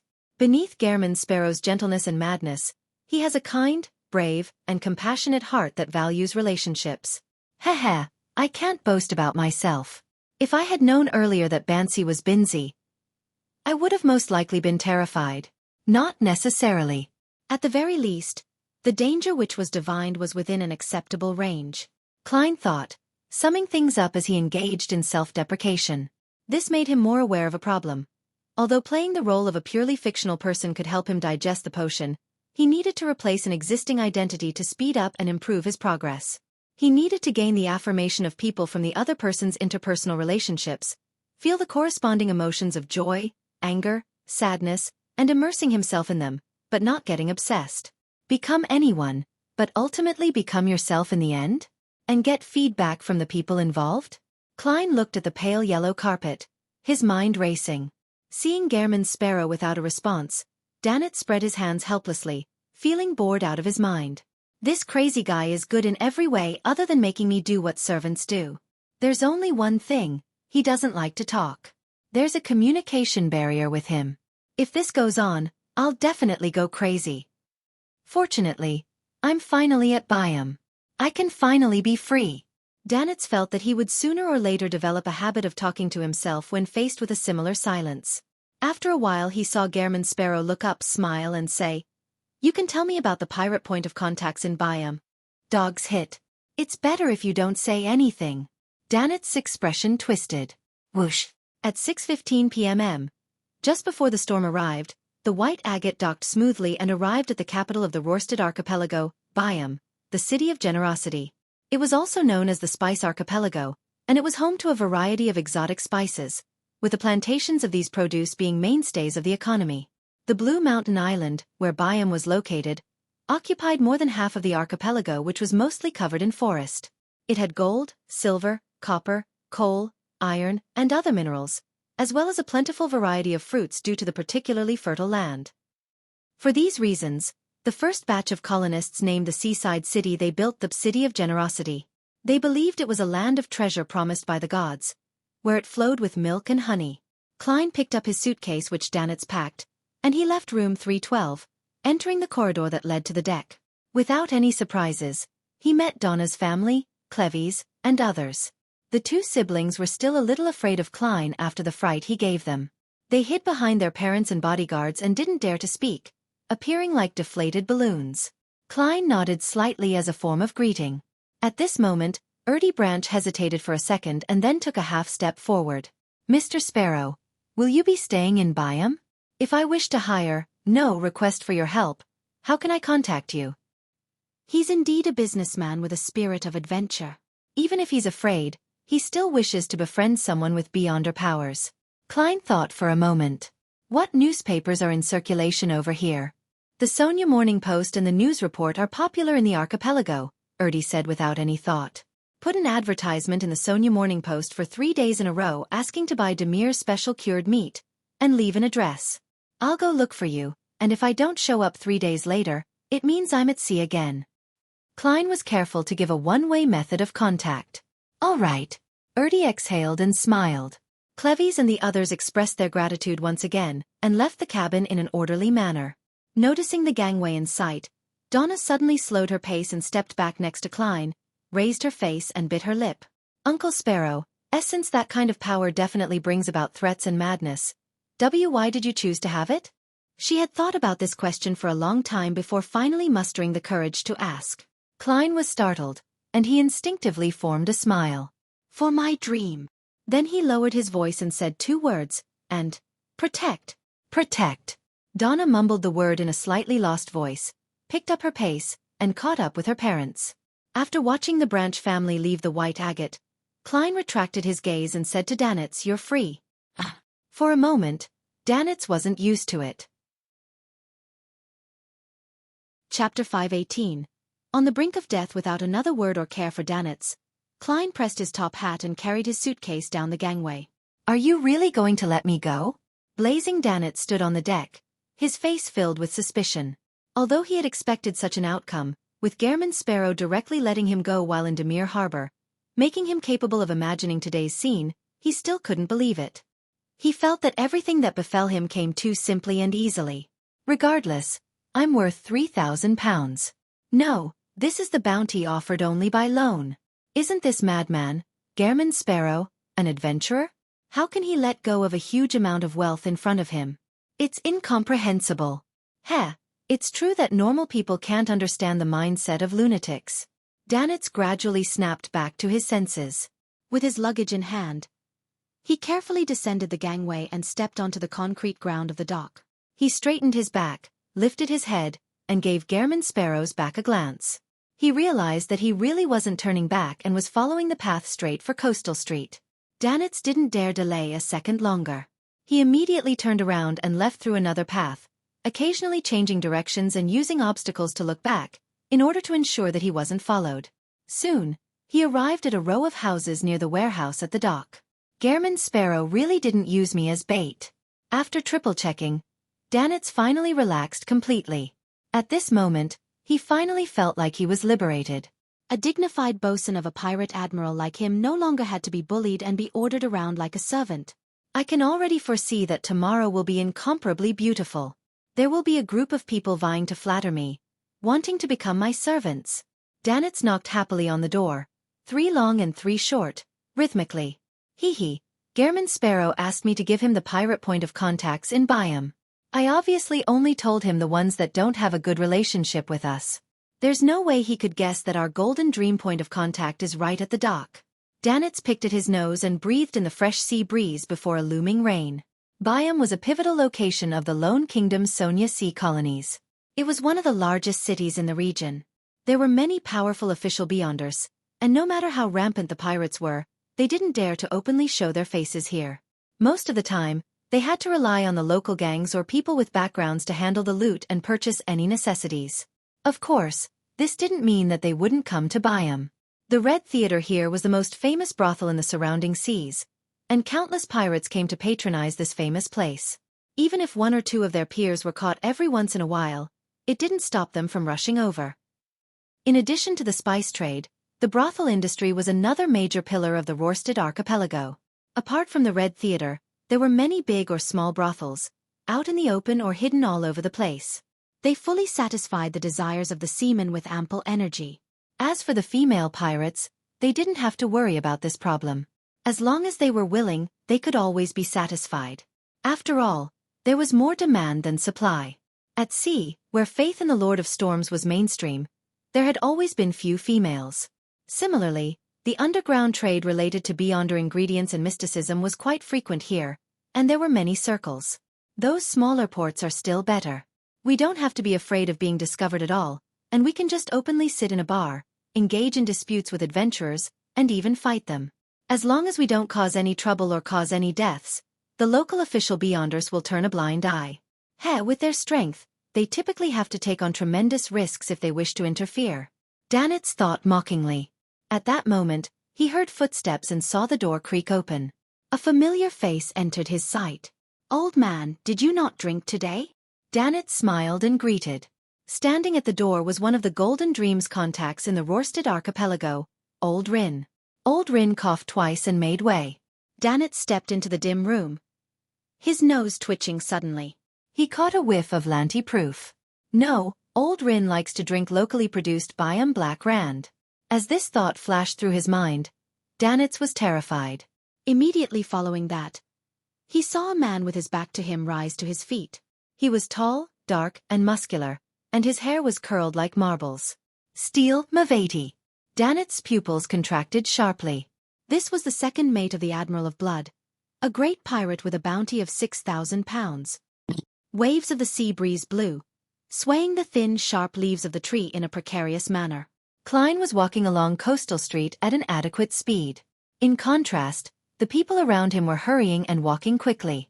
His spiritual intuition told him that it would take some time before the storm would arrive, and that he had plenty of time to find a hotel. Whoosh! The sound of the wind grew louder and louder. Tree branches fell to the ground, and there weren't many people left on the street. Klein was about to turn into another alley when he heard the sound of hasty but disorderly running. Tap, tap, tap. Danitz was running with all his might, but the scene in front of him began to rock. He felt an abnormal pain from his wound as he felt his vitality rapidly sapping away. His spirit body had partially left his body, approaching the legendary underworld. As for the surrounding sounds, he could only vaguely hear them, and everything in his line of sight looked like it wasn't real. If it wasn't for having Shadow Cloak, the ambush would have killed him. But even so, He was still severely injured and could die on the streets at any moment. He was forced to run towards Coastal Street because of his will to warn the captain that their point of contact had been compromised by the Admiral of Blood, as well as the glimmer of hope brought by that crazy but powerful figure. If it's him, then he would definitely be able to escape from the hands of Steel Mavadi's henchmen. Danitz began to stagger, and his body gradually grew cold. Just as he was about to collapse, he saw Gehrman Sparrow standing by a street corner. His refined face that hid madness appeared so genial at that moment. Plop! Danitz fell on his back, his hands hanging limply over his chest, revealing a hideous exaggerated wound that was inflicted to his organs. Tell Captain that old Rin has been discovered. Steel Mavadi did it for that treasure. Danitz saw Gehrman Sparrow kneel to his side as he hurriedly spoke. Klein recalled the bounty offered for Steel Mavati and asked in return, Admiral of Blood? Yes, tell Captain. Tell Captain. Danitz gasped as he said. After saying all that, he revealed a mournful smile. Don't worry about me.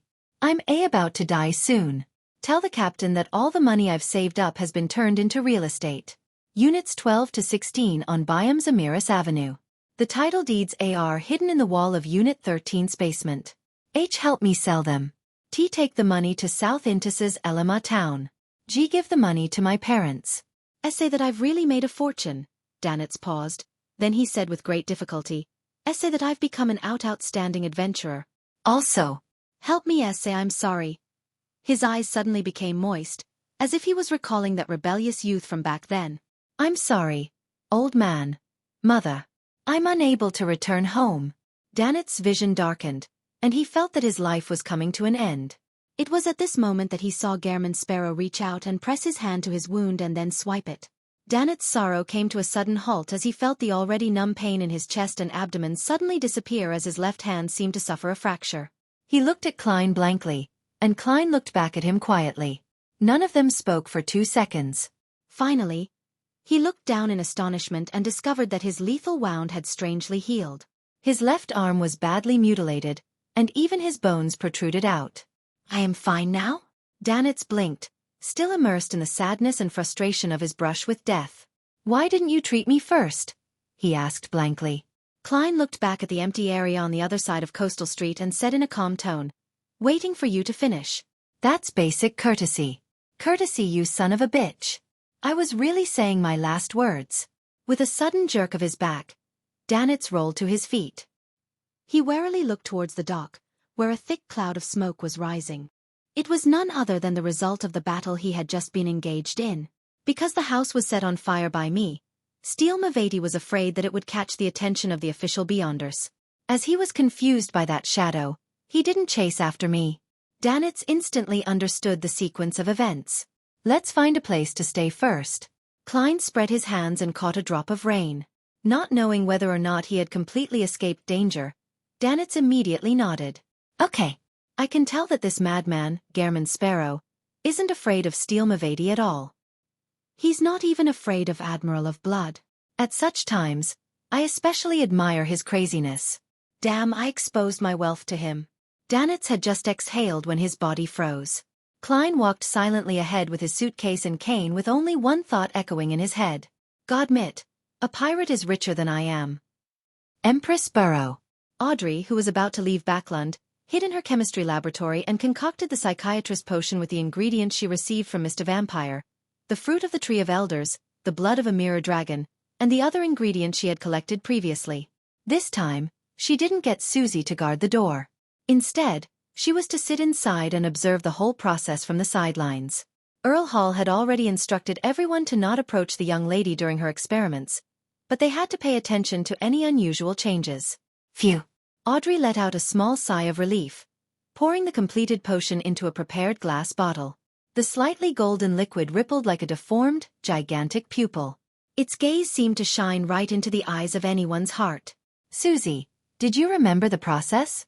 You are mature. No, you are a mature Beyonder. In the future, you'll have to learn how to concoct your own potion. No, it's not that I'm not helping you. It's just that I'm pointing out a possibility. Sometimes, I might not be by your side, and you just happen to need a potion bottle, Audrey said happily to the huge golden retriever. Susie was so confused by what she was taught, and she could only open her mouth to reply with a single word, Woof. Converging her emotions, Audrey raised her head and downed the psychiatrist potion bottle. Chapter 519.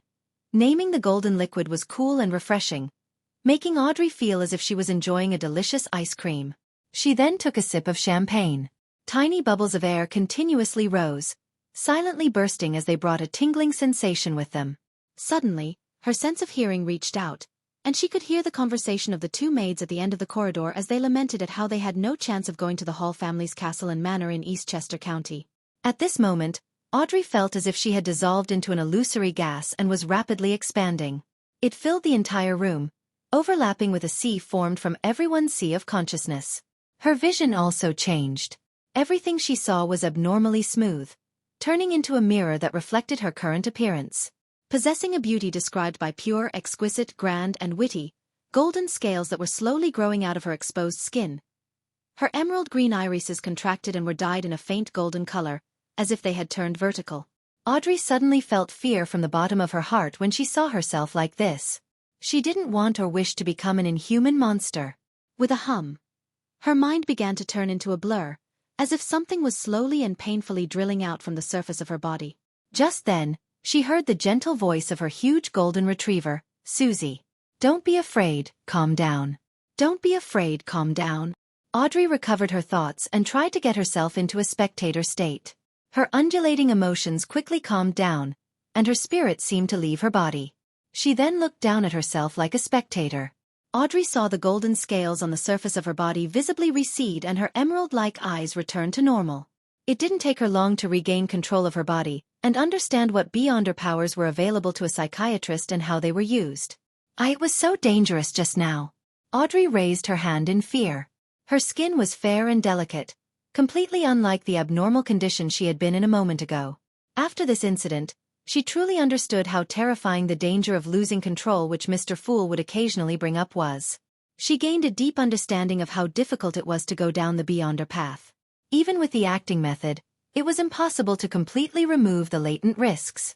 At one gathering, Mr. World said that beyonders are a bunch of miserable wretches that are constantly fighting against threats and madness. Previously, I could only understand it literally. Now, I can finally feel the weight behind this sentence.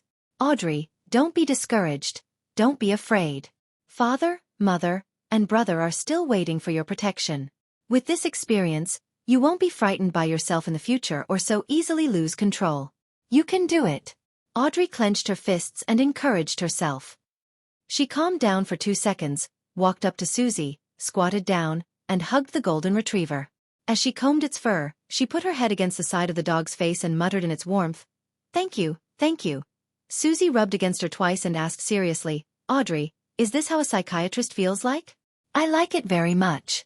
Audrey was suddenly at a loss on whether to laugh or cry. She immediately pursed her lips and promised, "Susie, we'll treat each other in the future." "Yes, psychological problems." "Okay, woof," Susie answered happily.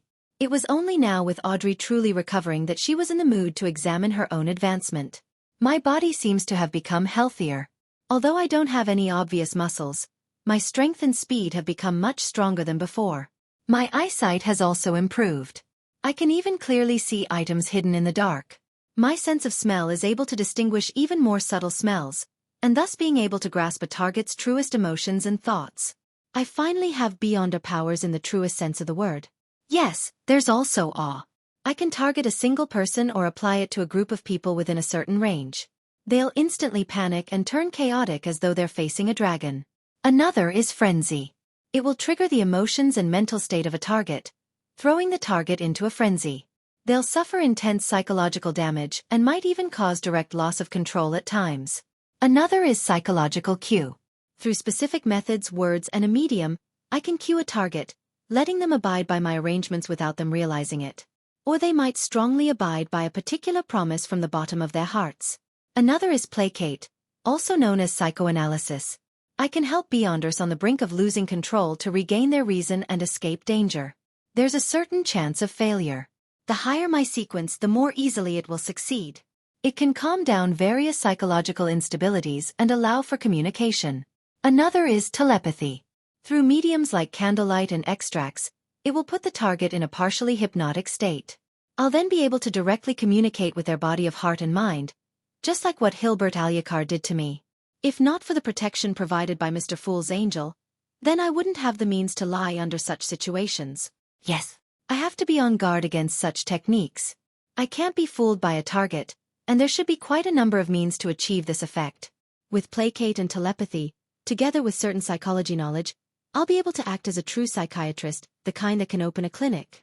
Audrey's mood rapidly improved. She finally had the feeling that she had matured and become a qualified beyonder. I'm a mid-sequence beyonder. There really is a qualitative change.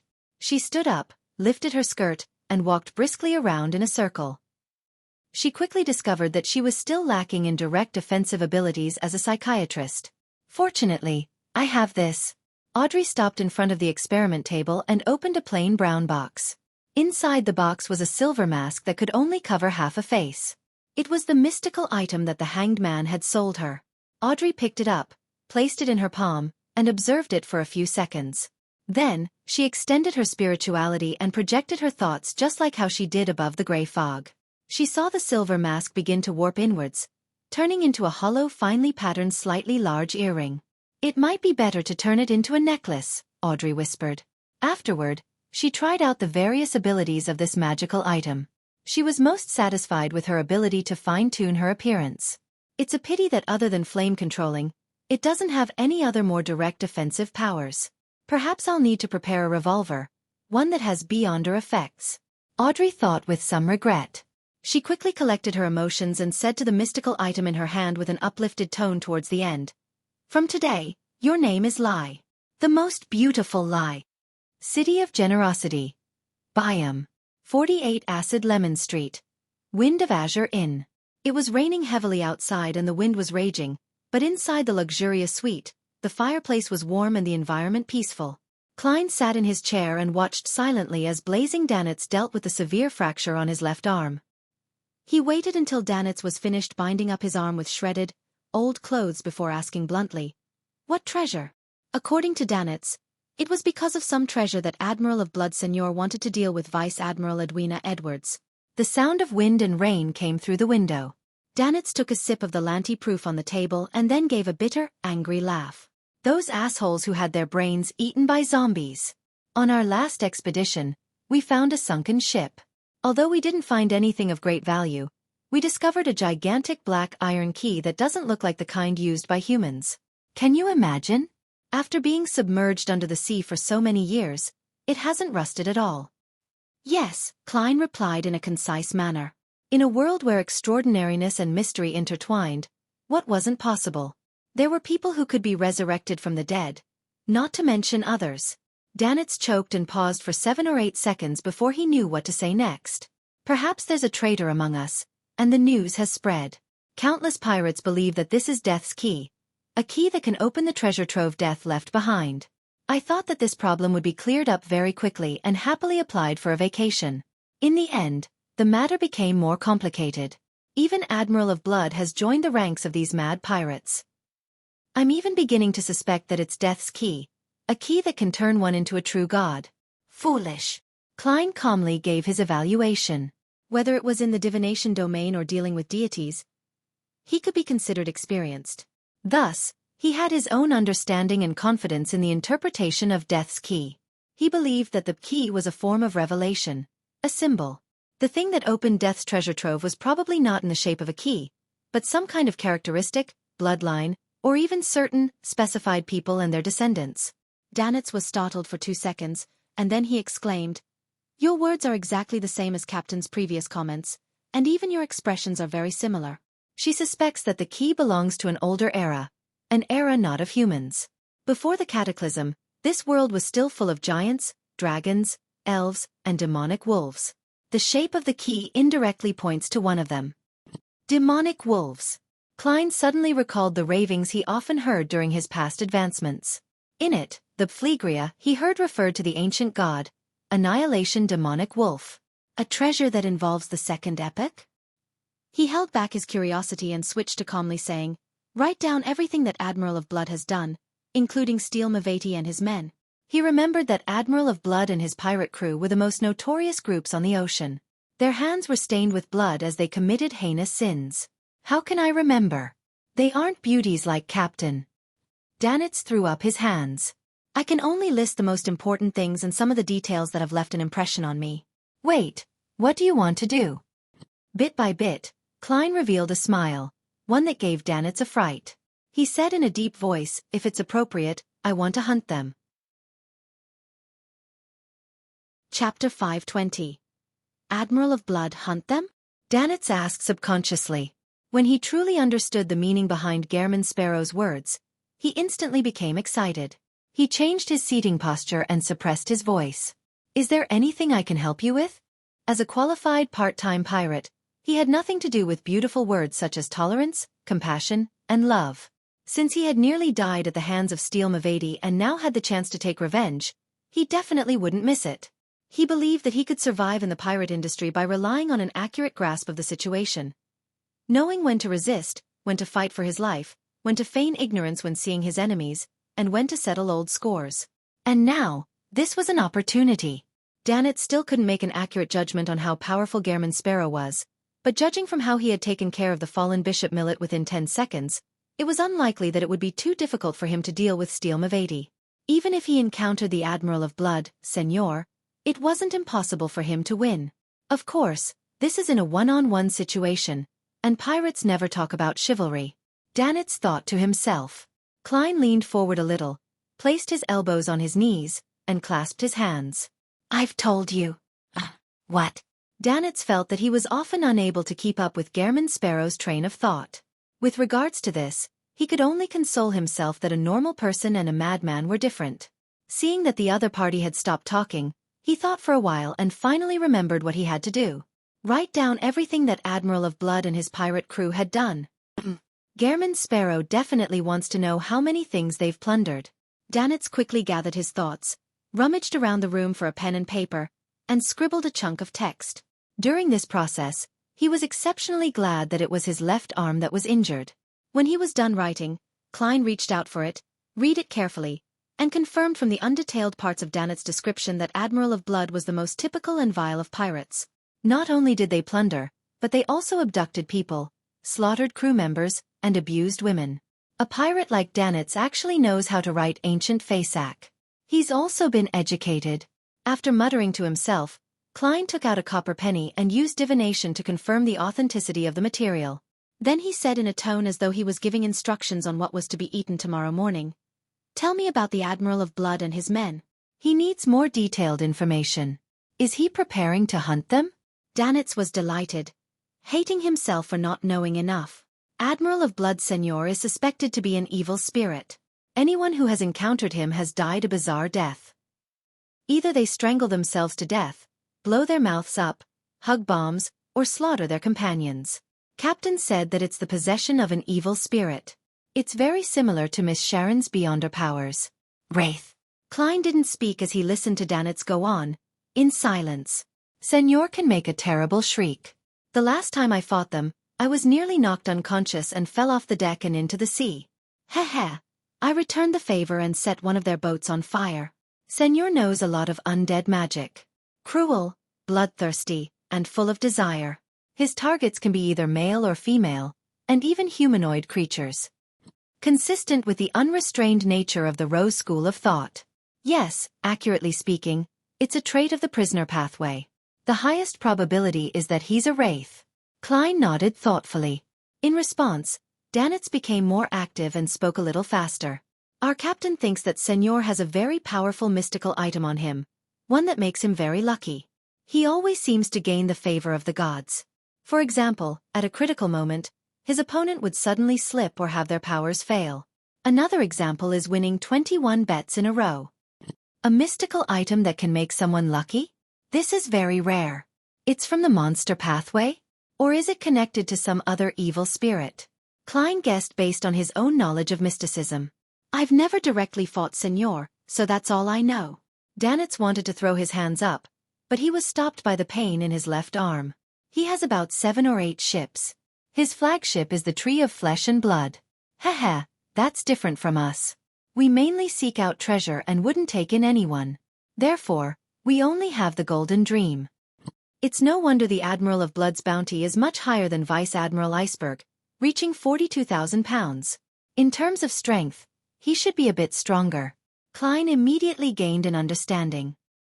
He maintained the same posture as before, seemingly unaffected by the intelligence regarding the Admiral of Blood. What about his subordinates? Danitz was long prepared as he immediately said, Senor has 10 of his strongest men under his command. The first, second, third mates of the flagship, and the captain of each ship. Steel Mavedi is the second mate of the flagship. We think that he's a sequence 6. His body is like steel and is able to withstand bullets and cannonballs. He isn't afraid of fire, drowning, and various magic. He's strong and fast. He can rip his opponent apart, and he grasps a certain level of undead-related spells. He can summon zombies and rear puppets. Zombie? Klein immediately thought of Marek, who played cards with zombies. Based on the wraith traits of Admiral of Blood Senor, can it be assumed that these pirates are actually part of the outer circle of the Rose School of Thought, or perhaps they're from an organization used to make money? It's a pity that I don't have a messenger, nor did I ask Miss Sharon if she had one. Otherwise, I could contact her and confirm the Admiral of Blood's identity. Klein guessed with some regret. He didn't give up just because this matter might involve the Rose School of Thought. In any case, he could change his face and identity afterwards. In addition, he had involved himself with the Aurora Order, the Demoness Sect, Rose Redemption, and Twilight Hermit Order, so he wasn't afraid of offending another entity. Actually, it's not like I've never fought against the Rose School of Thought. I've already killed a wraith, a zombie, and a wraith, and I've robbed the Scarlet Lunar Corona and biological poison bottle. Klein suddenly realized how much trouble he had been involved in. It's unlikely that Mavedi has any particularly powerful mystical items. Otherwise, I might not have been able to escape before, Danitz said, feeling somewhat relieved at his luck. He has a bunch of puppets and zombies by his side, as well as several subordinates at sequence 7 or 8. As the second mate of the flagship, he should be the leader of the crew in the vicinity since he's here. We can consider hunting him first. Below the high sequences, once the number of Beyonders reaches a certain amount, a qualitative change will occur. With the combination of different abilities, it's possible for a group to defeat a Beyonder stronger than themselves. It's just like how a Nighthawks team can definitely take down a sequence 6, or even a sequence 5. Klein didn't underestimate Steel Mavedi and his men just because he was stronger with creeping hunger. He was still as cautious as before. I have to plan and prepare well. Well, the frequency bands and passcodes I received from White Shark will come in handy, and once Miss Magician's radio transceiver is delivered, I'll get Danitz to frequently monitor the frequency and see if we can glean any information, allowing me to go in quickly to reap the harvest. And I can take advantage of this period to explore the possibility of true acting. Soon, Klein formulated a plan as he continued to listen to Danitz tell him about the rest of Admiral of Blood's subordinates. After a while, when Danitz was finally done, he summarized enthusiastically, if Steel Mavedi can be killed, leaving my name behind, this matter will definitely go on the papers. Once it's spread, I no longer need to worry about informing Captain. He was afraid that a traitor was among their ranks and that all the points of contact in the Rorstad archipelago were under the enemy's control. Therefore, he didn't dare to rashly make contact. He was still vexed over the problem of alerting his captain. He actually has a brain. Klein nodded and said, You're in charge of gathering information on all aspects of steel. All right. Danitz replied with a grim smile, thinking of the punch that had nearly pierced his heart in the evening. Klein slowly stood up and walked towards the window. It was dark outside with howling winds and pouring rain. It looked as if the end of the world had arrived.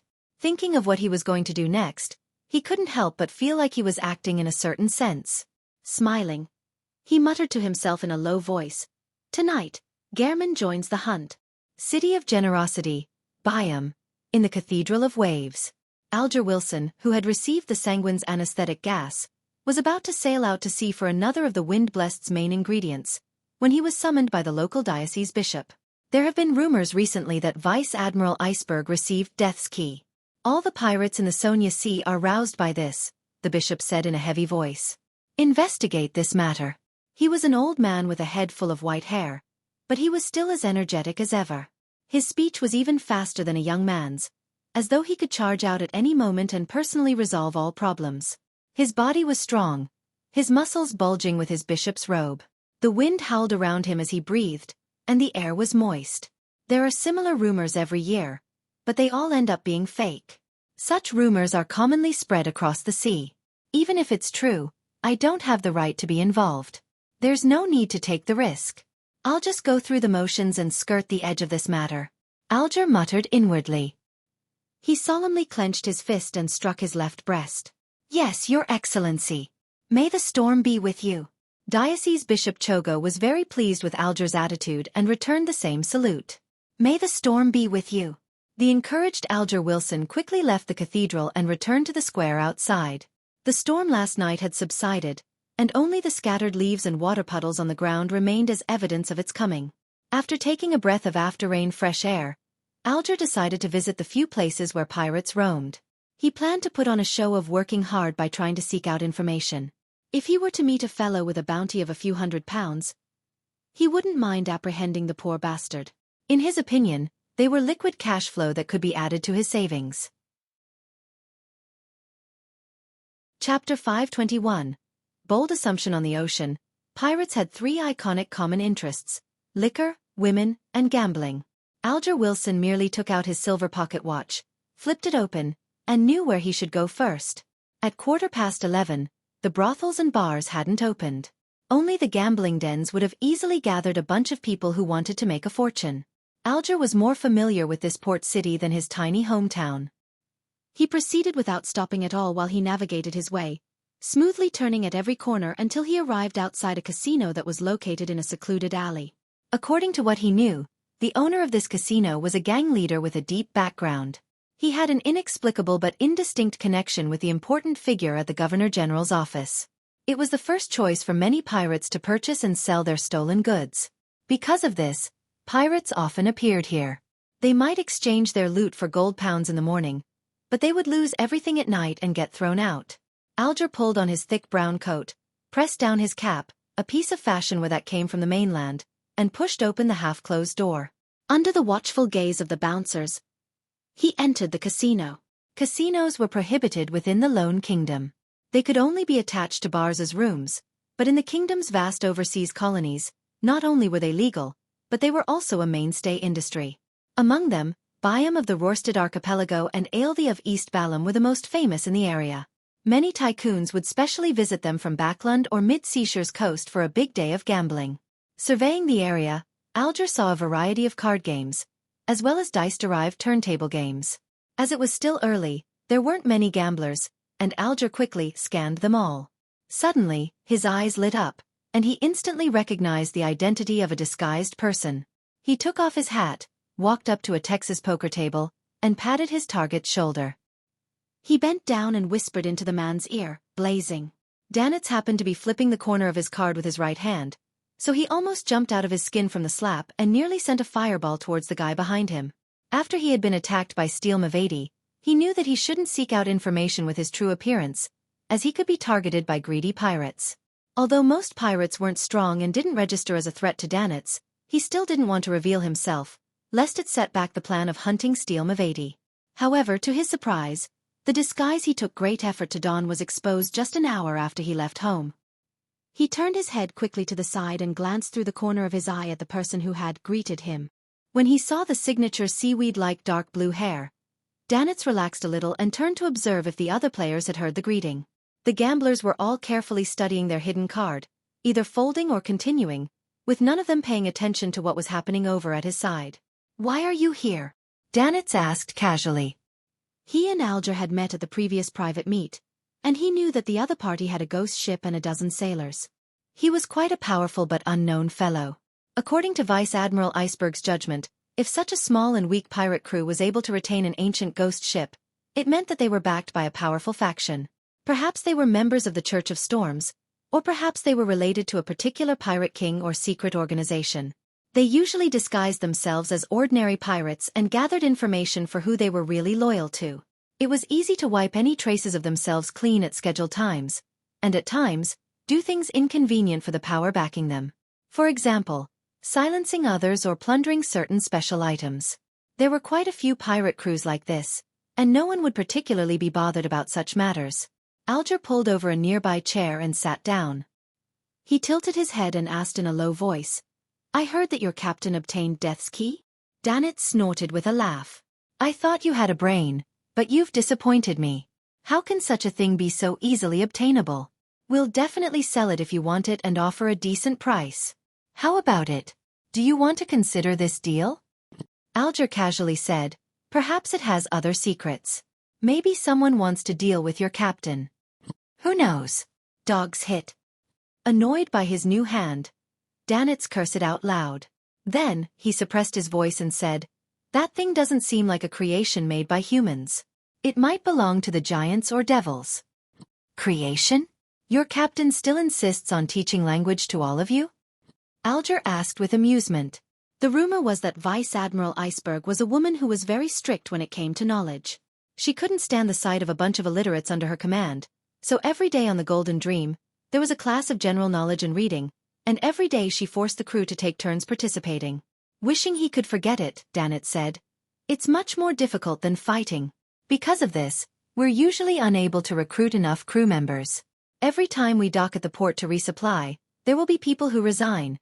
He didn't continue with the topic. Looking at the dealer, he said to himself, help me keep an eye out for Steele's whereabouts. Steele Mavati? Admiral of Blood's second mate? Alger looked down at Blazing's left arm, which was slightly propped up with a splint, and asked, were you attacked? For the key? His brain has already been eaten by his zombies. Danitz stressed. You want to seek revenge on him? Alger guessed from the other's tone and request. Hee hee. Danitz smiled without a reply, looking as though he was concentrating on his new hidden card. Alger thought for a moment before saying, the last time your captain appeared was 7 days ago, near Sonia Island. This was confirmed by a telegram. The Golden Dream wouldn't arrive in Byam that quickly. Do you have a new helper? If it's just you alone, then you aren't a match for Steele even if he were alone. And as you know, he's always attended to by a crowd. Towards Alger's question, Danitz's response was to throw out a chip. Call. Who is it? Alger first assumed that Danitz's attitude was a tacit agreement. He pinned his hopes by asking since it was a riskless endeavor. Danitz stared at the exposed cards and answered simply, you wouldn't know. I wouldn't know? Someone who has the strength to deal with Steele Mavati should be someone with a little fame at sea regardless of if they're a pirate or an adventurer. Unless they belong to a specific secret organization, or it's their first time traveling the seas. Of course, it's also possible that Danitz doesn't wish to answer, for fear of exposing a secret. That's most probable. Someone belonging to a particular organization, first time traveling the seas, with the strength to deal with Steele Mavati. Alger looked up slightly as he suddenly had a bold guess. He tapped on the edge of the table and asked, as if he were chatting about the weather, was Bansi Harbor fun? He emphasized the word fun. Danitz turned his head in surprise and blurted out. How did you know? He believed that with the Church of Storm's style, it was impossible for it to air dirty linen. Furthermore, the passengers of the White Agate had just arrived last night. The people who had witnessed the developments had all signed confidentiality agreements. So how could the news spread so quickly? Alger smiled without answering. At this moment, he understood the value of Emperor Roselle's words. Boldly hypothesize and carefully verify. Danitz put away his winnings and muttered, it's no big deal. There was a revival of some ancient customs that led to the fall of a storm bishop. As expected. Alger chuckled and said, I'll help you keep an eye out for Steele. But how can I contact you? 15 Amiris Avenue is an unoccupied house. Write the information on a piece of paper and throw it in, Danitz answered hesitantly. Alger nodded and stood up while patting Blazing Danitz on the shoulder. Don't forget my payment. He turned around and walked towards the door. Watching the captain of the ghost ship depart, Danitz couldn't help but grumble. This fellow isn't bad. However, I have to leave this place too. He couldn't quite trust Alger. Perhaps in a few minutes, he might lead Steele Mavati and his pirates to rush over. After leaving the casino, Alger, who was wearing a pair of local baggy pantaloons, strolled down the street. He entered a department store and found a counter. He smiled and took out a handful of bronze pennies. Give me a deck of tarot cards. While he was waiting, he leisurely thought of a question. What is the adorer of Mr. the Fool doing at this time? In Old John's restaurant, Klein watched as the waiter placed a plate of grilled fish in front of him. It was wrapped with something that looked like straw and covered with all sorts of spices, some of which he didn't recognize. The strong aroma seeped into Klein's nose and greatly enhanced his salivation. As expected of the Spice Archipelago, Klein was about to pick up his knife and fork when he saw the waiter place two things resembling tree branches on his plate. Chopsticks? Klein was shocked. Then he quickly locked on to the suspect, Roselle Gustav. This is the kind of cutlery you have to use when eating grilled stickleback. It's said that Emperor Roselle gained inspiration from the customs of the elves. The waiter introduced. The customs of the elves? They are indeed a race that likes cooking and eating delicacies. Or rather, it's purely an excuse Roselle came up with. Klein guessed, largely as a result of his understanding of that particular person's character. In the morning, he had gone to a few church hospitals in Byam to provide hospice care for some dying people, to help them fulfill their wishes, and to engage in a deeper level of acting, but he had failed to find a suitable target. This wasn't to say that no one died in the hospital, but rather it was that they all had relatives who either accompanied them or had witnessed their deaths. There was no possibility of disguising himself as the deceased apart from giving people a fright. I'll head to the bar where adventurers gather. There should be many foreigners who might die in a dark corner like stray dogs in order to pursue wealth at sea, while their families might never hear of them again. Klein suppressed his thoughts and focused on his delicious food. Chapter 522. Colony. The quality of Sickleback's meat was certainly not as good as that of Murloc meat, but the spices synergized to form clear layered flavors which Klein was rather delighted to have tasted. He just couldn't stop himself from eating after the first bite. Actually, there are some local beyonders who wish to leave this dangerous circle and lead a normal life. It's completely possible for them to head to Backlund and open a roasted cuisine restaurant, selling grilled fish as their specialty. With the city's acceptance for many things, their business definitely wouldn't be bad. The only problem is that many spices aren't as cheap as they are here. The cost will be very high, and a location has to be chosen to cater to the target group.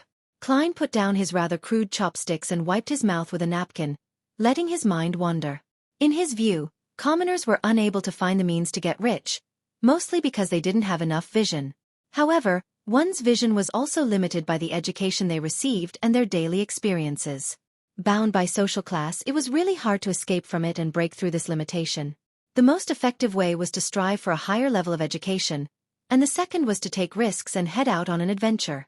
Of course, the risk was huge, and many people vanished silently while taking this path. Klein spent 2 soldi and 5 pence for this meal, which wasn't cheap, but he had always been willing to spend money on good food. Besides, his main expenses had been paid for by Danitz recently. Pulling at his collar, putting on his hat and holding his black cane, he walked out of Old John's restaurant, just in time to see a police officer driving a tramp out of the street. The natives of the Rorsted archipelago had darker skin than the people of the southern continent. It was close to the kind of bronze which was often a result of exposure to the sun. Their hair was mostly dark and naturally curled ever so slightly. They were quite different from the colonists from the Lone Kingdom. It has been less than 50 years since the place had been completely colonized. At first, Lone had worked with the local kings and chieftains, under the name of the Mid-Sonia Company to extract economic benefits. But later, the management of the company quickly fell into corruption as they fought for power, even provoking the enemy for personal gain by starting a war. Even what was even more absurd was that they would report each other, claiming that their competitors had received bribes. With regards to this, they would find a member of parliament backing them. During parliamentary hearings, they would attack each other, something that nearly resulted in suits. The natives would never have imagined that the powerful figures, who could make their kings and chieftains bend over, kiss the soles of their shoes, and deliver carts and carts of gifts, were actually unimportant people who weren't even members of parliament in Backlund. Although most of them came from noble families, they were at the end of the line of any inheritance rights. After that dispute, the king and the prime minister agreed to redeem the stock, shut down the Mid-Sonia Company, and to send their fleet and troops to take over the Rorsted archipelago in full force, bringing them under true colonial rule. At present, the archipelago was governed by the Governor-General's office, Parliament, and the courts. The upper echelons were all Loanese, and some of the middle-ranking personnel were members of Parliament and court magistrates who were descendants of the original kings and chieftains. As for the low-ranking positions, they were open to the educated natives of the region. This included police officers below that of superintendents. It was a native policeman who was driving off the tramp with a baton, and his target similarly was of distinct Rorsted descent. As soon as the policeman saw Klein in his double-breasted frock coat, half-top hat, and black, civilized cane, he immediately put away his baton, straightened up, held his feet together, and saluted. Good afternoon, sir. How may I help you? Klein felt mixed emotions as he gently nodded. Are there no carriages here? According to the regulations of the Governor General's office, carriages aren't allowed to enter this street. You'll have to walk to the street ahead, the policeman explained with both fear and enthusiasm. Thank you. Klein casually praised him. You speak good Loanese. The policeman was so pleasantly surprised that he became excited. I think that this is an essential quality that a good policeman should possess. He originally wanted to say that he felt that he too was Loanese, but he was afraid the gentleman across him would end up angry. Klein secretly sighed and slowly walked to the corner of the street. Along the way, he saw that the local style of clothing was very different from that of mainland cities such as Backlund and Tingen. It was even different from ports such as Demir and Bansi, which had been colonized for more than 200 years. A decent man from Lone, dressed in a formal suit, wearing a top hat and a tie, and holding onto a civilized cane. This made the people around him subservient, afraid to look him in the eye or touch him. The rest of the natives or mixed bloods liked matching a thick jacket with baggy pants, along with a cap from the mainland. They didn't like black, and they preferred the colors brown, tawny, and light gray. To Klein, this was indeed a little strange, but it also gave him a feeling of coming to a foreign country. Of course, the natives of higher standing and those of mixed blood also mimicked the dressing style of Lone, believing that this was a sign of civilization. 2 p.m. Swordfish Bar, an accepted gathering spot for adventurers. There weren't many customers, so Klein easily made his way through the tables to the bar. He discovered that what was different from the other places was that there were 3 blackboards on the side of the bar that were supported by wooden shelves. Sitting on them were yellowing notices in white, with a variety of content, strange and varied. Some were hiring bodyguards, some were seeking help in finding people, some were investigating the situation on a particular island, and some were offering a high reward for the head of a particular pirate, while others claimed that they had obtained a treasure map and wanted to form a team. In short, the affairs that had been divided up between the private detectives and security companies in the Lone Kingdom still belonged to the adventurers here. A glass of Zaha. Klein tapped the surface of the bar counter. It was a local malt beer, cheap and tasty, with a unique taste. It was loved by adventurers, something Klein had learned from blazing Danets. 3 pence. The bartender casually glanced at the customer, not showing any change in his attitude because of the stranger's unfamiliar face. With a beer in hand, Klein sat in a high chair in front of the bar, sipping bit by bit as he quietly listened to the drinkers around him. Through their conversations, he searched for a worthy target. After nearly an hour, when the number of people in the bar increased, Klein finally heard something that might be useful. His spirit was jolted and he became increasingly focused. There were 4 people sitting at the table less than 3 meters away from him. They were feeling sorry for a man named Went. I always thought Went was out at sea. I didn't expect him to be at home. He's very sick. Sigh, if I had knocked on his door 2 days earlier, he wouldn't have died. You don't know how terrifying the room was. Mushrooms were growing on his body in huge swaths of white. Dogs hit. Stop it. Can't you see I'm eating sausages? Yes. Went's room was filled with bugs, moths, flies, butterflies, bees, and cockroaches. Holy Lord of Storms, I couldn't believe this was a place where a human can live. Even the police who came later were stunned. As the conversation passed into his ears, Klein slightly frowned, feeling that Went's death wasn't normal. Within a few days of his death, his corpse was already filled with mushrooms, and insects were crawling all over the room. Something Beyonder-related? With such an anomaly, the police would definitely report the matter to the mandated Punisher team. It sounds like it happened 3 or 4 days ago. The things that needed to be taken care of should have been dealt with already. Klein seriously considered whether he should pay a visit to take a look. At the very least, the man called Went was a lone adventurer in Byam. None of his peers wished to help him transmit the news of his death. After listening for a long time, he gained a rough idea of where the place Went rented was. It was at the nearby 47 Blackhorn Street. Having finished drinking the last drop of the Zarhar beer, Klein put on his hat, left the bar, and headed for the apartment. After entering the door, he half closed his eyes and murmured to himself, "The room that recently had someone die in." He repeated the statement 7 times in a row, used his cane to quickly and easily arrive outside the room where Went used to live. It hadn't been rented out yet, and the anomaly inside had already been dealt with. There seemed to be nothing wrong with it. Klein put away the note he had used to open the door, locked the door behind him, and walked around carefully. After confirming the situation, he took out extract, essential oils, herbs, powders, and special candles, and he quickly set up a spirit channeling ritual in front of the bed. Although it had been several days, making it only possible for him to obtain the most superficial, disjointed and remnant bits of information, Klein thought that it was better to have some than nothing. Without a doubt. He prayed to himself and entered the space above the gray fog. He responded and gave himself the power to channel the spirit. The flame of the candle suddenly soared, tinged with a ghostly blue as it swayed. Klein only felt everything fall silent, as if he had entered a realm that didn't belong to reality. His pupils were completely black, and even the whites of his eyes had been expelled. He no longer needed to use the technique of dream divination. Having advanced to faceless, with the help of the gray fog that made an initial entry into the real world, he was able to directly see the lingering spirituality of Went, a will that refused to dissipate. There were 3 scenes. One was of a tall, thin, dark, curly-haired, sharp-featured Went coming to the body of a discarded corpse, astonished to see a glimmer from it before it condensed into a green gem filled with an aura of vitality.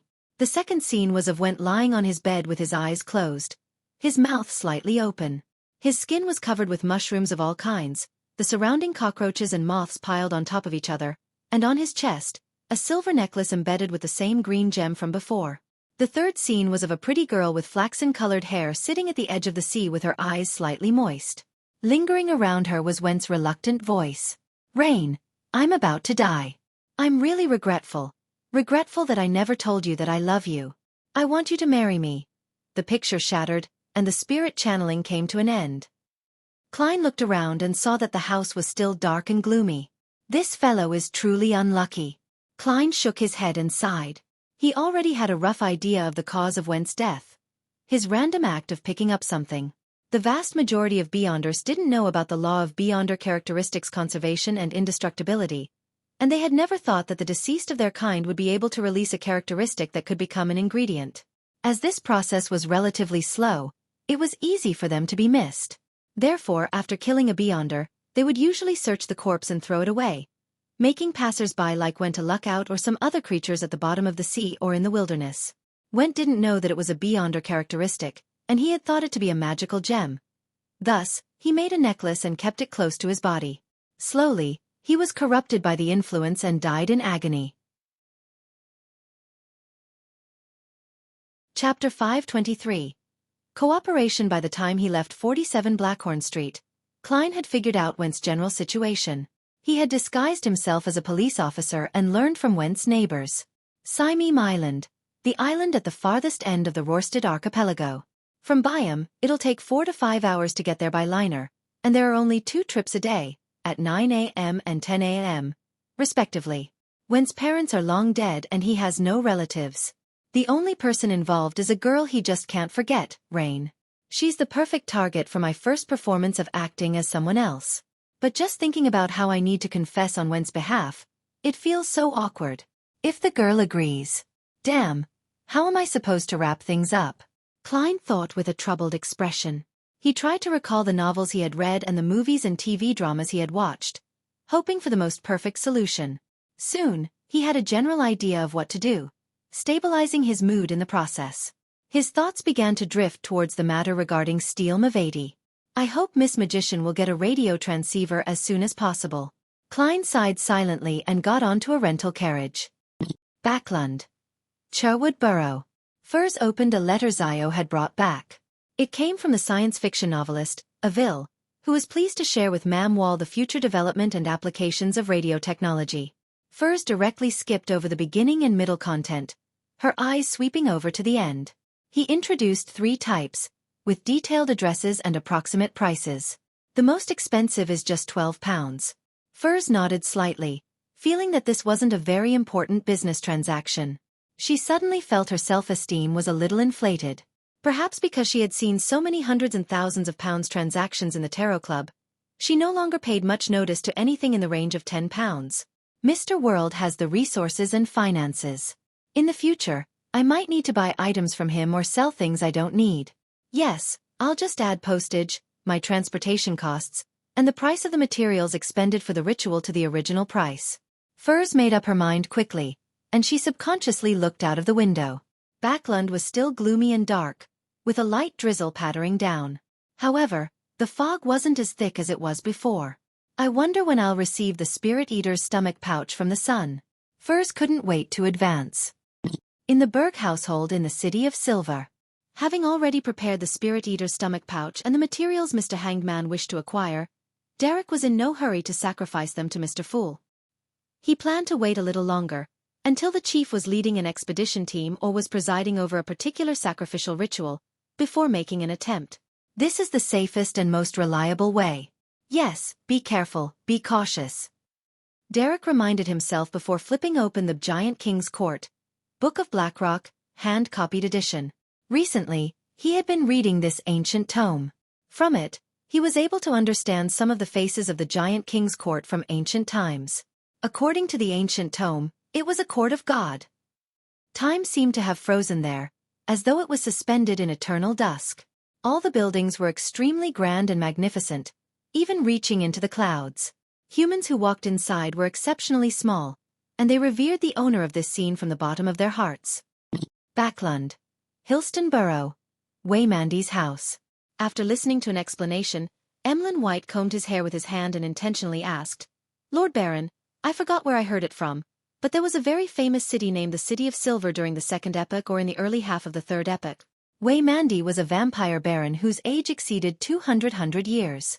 He didn't look old, and he instead looked like a mature gentleman in his early 30s.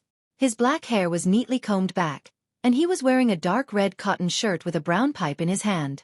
As he enjoyed the warmth of the fireplace, he said thoughtfully, "No, at least in my memory, there's no City of Silver before the Cataclysm." Before Emlyn could even revel in his joy, Waymandy went on to say to himself, "But there was a kingdom of silver which was originally ruled by the Giant King's Court and later came under its jurisdiction." Kingdom of Silver? Emlyn White thought for a while and said, "Lord Baron, is there anything more specific?" Waymandy looked up at him, smiled, and said reminiscently, "The Kingdom of Silver had a rather special position in the Giant King's Court. They didn't directly believe in the Giant King, Ormer, and instead, they believed in the Giant King's Court's queen, Omabella. City of Generosity. Biome. Dock Area. Acid Lemon Street. Wind of Azure Inn." Klein stood at the corner of the street, undid the topaz pendant on his left wrist, and divined to ensure that there was no danger ahead. With that in mind, he strolled back to the inn, went up to the third floor, and opened the door of the luxurious suite. He was slightly surprised to find Blazing Danitz already back, slumped in his reclining chair, drinking. After a moment of consideration, Klein calmly asked, "What time is it?" "Isn't there a clock?" Danitz muttered. He looked at the wall opposite him and read out the time. 3:40 p.m. Before he finished his sentence, Danitz suddenly came to his senses, sat up straight, and laughed dryly. "I've already gone to the places I can get information from and asked the people I can ask. There's no need to stay outside any longer. It will increase the risk of exposure and affect your hunting plan." Klein found a chair and sat down, and he expressionlessly said, "Tell me what happened. What problems could there be? Although I'm mainly an adventurer who hunts treasure, I'm also a qualified part-time pirate." Danitz felt that his abilities had been insulted. After being swept by Gairman Sparrow with a cold glance, he smiled and gave a brief overview of the places he went, the people he met, and the news he had heard from the morning and afternoon. Hearing Danitz sigh that a captain of a ghost ship named Alger knew about Bancy Harbor, Klein suddenly wanted to frown.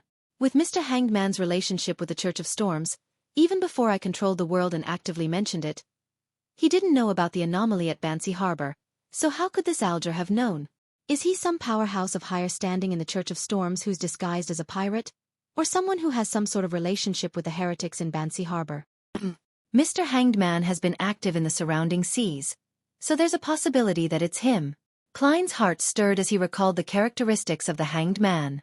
Above the grey fog, although he couldn't clearly see the other members' appearances, it was still obvious as to whether they were men or women and what their hair color was. Klein raised his hand to stop Danitz from speaking. He said in a low voice, "Very messy hair, dark blue in color? You know him? That guy isn't simple." Danitz sighed. "As expected. Haha, I really didn't expect to meet him so easily." Klein didn't respond. Instead, he leaned forward and said, "Continue." Without thinking too much into it, Danitz gave a general description of what happened afterward and explained himself.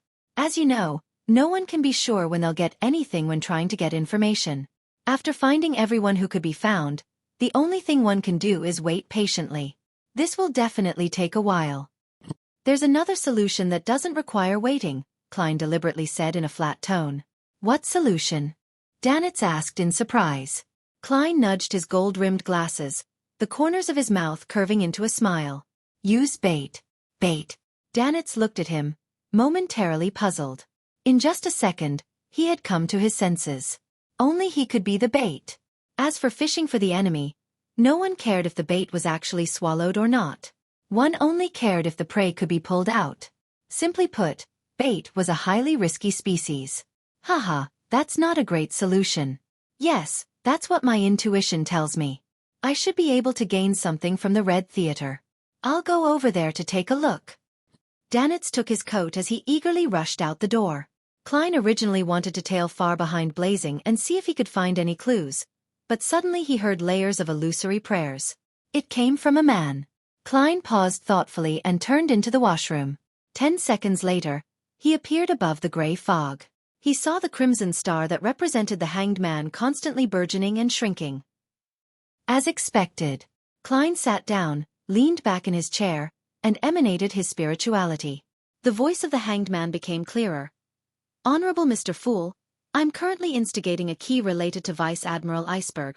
I met Blazing Danitz at a casino and learned that he was a witness at the anomaly in Bansi Harbor. I also learned that he plans to join forces with a powerful figure to deal with Steel Mavati. I suspect that Blazing Danitz is working with your adorer, so I've prayed to you. If this is indeed the case, and if he wishes to receive a certain degree of assistance, I can be of some help. Mr. Hanged Man has indeed guessed Gehrman Sparrow's identity. He likely only had his suspicions, but he successfully obtained verification by inquiring about Bansi Harbor from Danitz. This is also good. With the help of an experienced local, the plan to hunt Steel Mavati would be much smoother. Unless it directly affects the fool, there's no meaning for the hanged man to entrap an adorer. Judging from his expression and attitude, he doesn't have any suspicions towards the fool yet. I didn't leave any loopholes. Klein's thoughts raced, and he quickly made his decision. After making a divination, he conjured the world and covered the dummy with fog. He placed him in a praying stance and answered solemnly, Honorable Mr. Fool, I am in need of some assistance. After finishing this scene, Klein threw the voice along with the scene into the crimson star symbolizing the hanged man. Chapter 524. Meeting 5 p.m. Olive Tree Avenue, Pam's Divination Lodge. Alger Wilson pushed open a brown wooden door with panes of glass situated above it, and he entered the cafe that had a mysticism theme. He ordered a cup of Fermo coffee from the Paz Valley on the Star Highlands of the southern continent. He took out the tarot cards he had bought earlier and placed it beside him. The top card was the Hanged Man, depicting an angel hanging upside down with his hands tied behind his back. Unlike this morning, he had changed into a dark, classical robe and wore a clergyman's beretta, like a warlock or magician from folklore. After taking in a silent breath, Alger slowly sipped his coffee. He didn't show any anxiety from waiting. After about 5 or 6 minutes, the thick brown wooden door opened again, and a young man in a black tweed coat and a half-top hat came in. The gentleman's appearance wasn't even 30 years of age. His face was thin and angular. He had both a mature and gloomy temperament. It was none other than Klein who had slightly modified his appearance and changed his persona. He wasn't wearing gold-rimmed glasses, but his eyesight was unaffected. With a casual sweep with his eyes, his gaze landed on Alger's dark blue sideburns. Klein looked down and saw the Hanged Man card placed face up on the deck. Without a word, he walked over, took off his hat, and sat down opposite Alger. He said with a grim smile, I'd like to have a divination. As he spoke, he had already taken in the appearance of the most senior member of the Tarot Club. Deep facial features, rough outline, with a clear weathered look. It's obvious he was a person adept at fighting and is often outdoors. His skin is bronze in color, but it differs from that of the natives. He's like the result of a pure Loanese being battered by the elements for years, but the dark blue hair is more peculiar, something that doesn't belong to Lone. It's closer to the colonists of Desi Bay who live in Berserk Sea region. Mixed blood. Klein made his judgment. Alger looked at the gentleman across him, slowly superimposing his image with that of the world. Then he pushed out the tarot card and said in a low voice, "This requires you to shuffle and cut your own cards." Klein reached out and picked them up, spreading them fully to take them in. Following that, he gathered them together and did a reshuffle. He cut the cards continuously, took out 3 cards, and placed them in an arrangement of past, present, and future. Klein slowly leaned back, but he turned over the middle tarot card with his right hand. It showed a naked woman wearing only a purple silk scarf, surrounded by a green wreath like a door. This was the world. Number 21. Number 22 returned to 0, symbolizing the Fool. How should I interpret this? Klein asked deliberately. Although the Hanged Man hadn't explicitly mentioned that the world was the adorer of the Fool, Klein didn't think it was necessary to hope otherwise. He felt that being honest about it aided in establishing his image. If Alger hadn't guessed it, then it was an act of being open and confident. If Alger already knew about the matter, it would make the world appear at ease, as if everything was within his grasp. He knows I know? He already believes that I've guessed it before raising the topic above the grey fog? Impressive. Alger's heart skipped a beat as he replied at a moderate pace. It's inverted. It means that things will fail due to a lack of preparation. What kind of preparations are needed? Klein thoughtfully nodded and asked. Alger took back all the tarot cards apart from the world and skillfully reshuffled and cut the cards. Then, he flipped open the top card. It was the Hierophant. Alger's voice remained deep and low. You need advice. You need the help of faith and religion to avoid going down the wrong path. Without waiting for Klein to speak, he followed the sequence and turned over the second card. On it was the moon which overlooked the land. You will be confused, you will be exhausted, and you will be wandering in your dreams, but this is only temporary. Next, Alger handed over a third tarot card. It was the sun. Everything shall pass, and the light will shine upon the land. He spoke like a charlatan. Klein remained silent for a few seconds, then seemingly asked for confirmation. Church, dream, sun? A hint of a smile spread across Alger's face. He nodded slightly and said that's right. He had hidden hints for the follow-up plan during the tarot divination. In fact, in a situation where he had no skin in the matter and wasn't even noticed, there was no need to be so tactful. He could have described things in detail directly, but Alger felt that he still needed to test out an adorer like the world. He wanted to know if he was smart enough, rather than relying on his strength. If their intelligence were on the same level, Alger felt that they could cooperate more in the future. There was no need to talk too much between smart people. On the contrary, he would try to not involve the world in his own affairs. He would only ask for help when he needed a helper, unless Mr. Fool had other orders. Now, the world's response and previous performances had confirmed that he was sly, vicious, and experienced. I'm a tarot card expert. On such matters, Mr. Hanged Man, you're just a rookie. Klein secretly laughed, belittling him inwardly. The message hidden in the Hanged Man's interpretation was very simple. The Hierophant meant that he wanted to inform the Church of Storms about blazing Danitz and Steel Mavedi, and then use the power of the mandated punishers to divide the enemy and reap the benefits. This was something Klein often used, so there was no difficulty in understanding. The moon and the sun cards which followed were a reminder and warning from the Hanged Man. Since the mandated punishers were involved, a certain amount of caution had to be taken. According to Alger's experience, his colleagues in Biome would definitely use a sealed artifact that could force many people within its range to fall into a dream, when dealing with similar issues. Mavedi's characteristic meant that there had to be a specific item in the sun domain which targeted him. I'm immune to dreams, so I'm not afraid of the sun. Klein reached out his hand and half-turned the inverted the world card, turning it into its proper position, meaning that this plan was feasible and that he would make preparations. Alger raised his head and took a deep breath. The master here specializes in aromatherapy.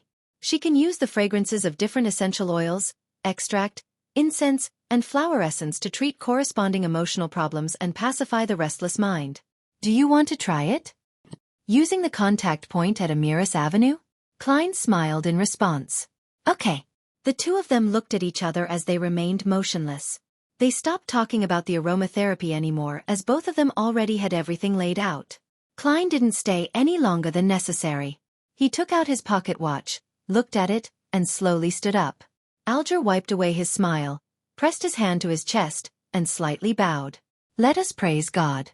All divination outcomes come from His revelation. Oh, you even know how to express your loyalty. Klein tried to hold back his laughter as he replied seriously, imitating Alger, let us praise God. He took 2 steps away, then suddenly stopped and looked back at Alger, chuckling as he put on his hat. Frankly, you aren't suitable for that type of attire. Alger couldn't keep up with Mr. World's train of thought.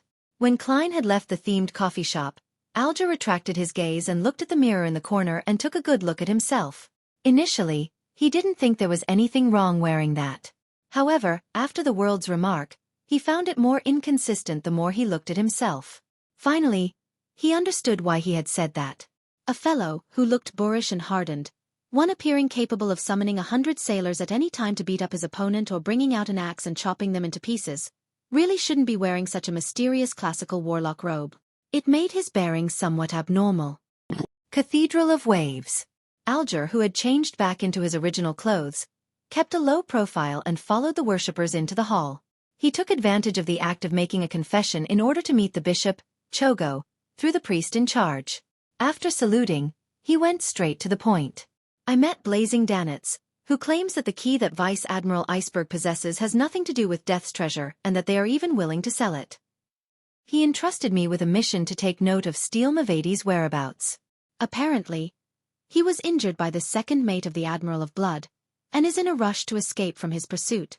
Your Excellency, I wish to leak this news, making Steel Mavadi and his subordinates successful in cornering Blazing Danitz. And I wish to use this opportunity to capture them all or execute them on the spot. This will be able to effectively keep the arrogance of the pirates in check. Chogo revealed a look of approbation. Very good. The way you do things is better than I expected. Alger replied with a look of humility.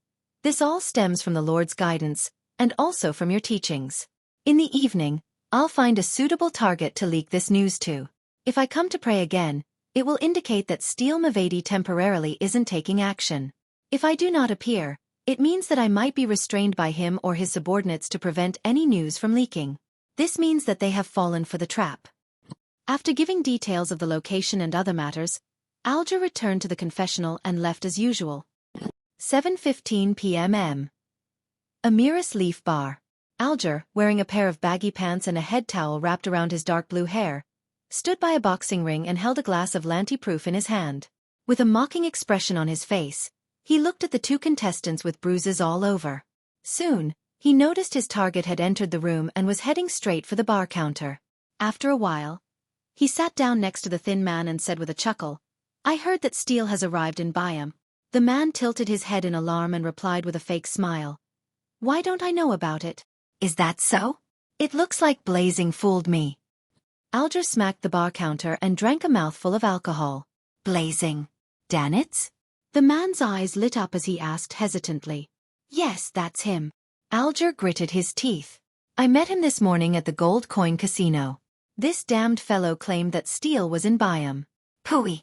How dare he lie to me? The swarthy, thin man's eyes dotted around without interrupting. He finished listening quietly, stood up, and chuckled. I forgot that I have something to do. We should have a game of cards another time. He patted Alger on the shoulder and in a seemingly unhurried manner, left the bar in a hurry. Alger held a glass of alcohol, half turning to look at his back. His eyes appeared deep and gloomy, and there were no signs of a smile at the corners of his mouth. Chapter 525. The calm Squall looking up at the wall clock and seeing that it was past 8 o'clock, Alger put down his glass mug of alcohol and pushed his way through the drunkards into the street. As the Rorstad archipelago was rich in coal, Byam was like the mainland cities of Backlund and Pritz Harbor. Its streets were lined with tall black lamp posts, and the light of the burning gas effused through the metal grill, illuminating the relatively clean streets. Alger pulled off his headscarf and slowly turned into a side alley. At a dead end in the alley, he could smell the scent of urine mixed with alcohol. Although the Amiris Leaf Bar had a bathroom, it clearly wasn't enough for the customers during peak periods. Some of the drunks who couldn't hold it in could only find a secluded place to relieve themselves. The red moonlight penetrated the clouds and shone into the alley. While Alger was still considering whether he should put on a more convincing act, a firm and pervading voice came from behind him. Did you purposely leak the information about Blazing to us? He's not stupid. Alger muttered to himself as he slowly turned around, as though preparing for a surprise attack. 7 or 8 steps away, he saw a figure leaning against the wall. The figure was about 1.78 meters in height, and it wore a boat-shaped hat. Its face was thin and sharp, and it wore a look of aggression. He had a lock of black hair hanging down, half obscuring the dark green eyes on his left side, which softened his own coldness. Even though there was often quite a difference between a wanted poster and the person in question, many famous pirates didn't even don disguises as they wandered the city. As an insider of the church, Alger had seen many almost photographic portraits drawn with rituals and had participated in pirate conventions. He was still able to successfully link the person in front of him to a name on the bounty notices. He didn't express this point and deliberately hesitated before asking, "Calm, Squall?" He was the chief helper of Steel Mavidi, a beyonder who was good at controlling his emotions and thinking calmly. But he was also inhumane and had a 1,500 pounds reward offered for him. The man pulled at his black windbreaker and revealed an empty smile. "Can I deny that?" "Well, probably not. Just like how you can't deny that you deliberately mentioned blazing to Amaru. He's not someone who enjoys using his brain, the complete opposite of me." "I've never thought of lying. I only wish to obtain some payment for the news you received from me." Between Blazing, who's alone, and Steel, who has so many helpers, anyone with a brain would know which to choose. "Of course. I wish that you keep it a secret." "I don't want to be pursued by Vice Admiral Iceberg," Alger replied frankly. Squall nodded his head leisurely and said, "Tell me the specifics." "Just like I mentioned before. I bumped into and recognized Blazing at the Gold Coin Casino. He entrusted me to take note of Steel's whereabouts." "Heh. It seems like he wishes to launch a counterattack," Alger said with a scoff. "We agreed upon a point of contact. I believe this is intelligence worth at least 1,000 pounds. 1,000 pounds? Look up at the crimson moon. Are you dreaming?" Squall scoffed. "This might be a trap. Don't you understand that?" Blazing might very well have found helpers, which is why he dares to seek us out. "It's not for me to judge whether it's a trap or not. 500 pounds. Less than that, and I'd rather pretend that nothing has happened." Alger attempted to argue on the basis of reason for the reward. 300 pounds. "You have to follow me somewhere and stay there for some time. It's to prevent you from selling this piece of news to others and spoiling our plans. We'll pay you when we capture Blazing with the intelligence you provided or have his spirit channeled.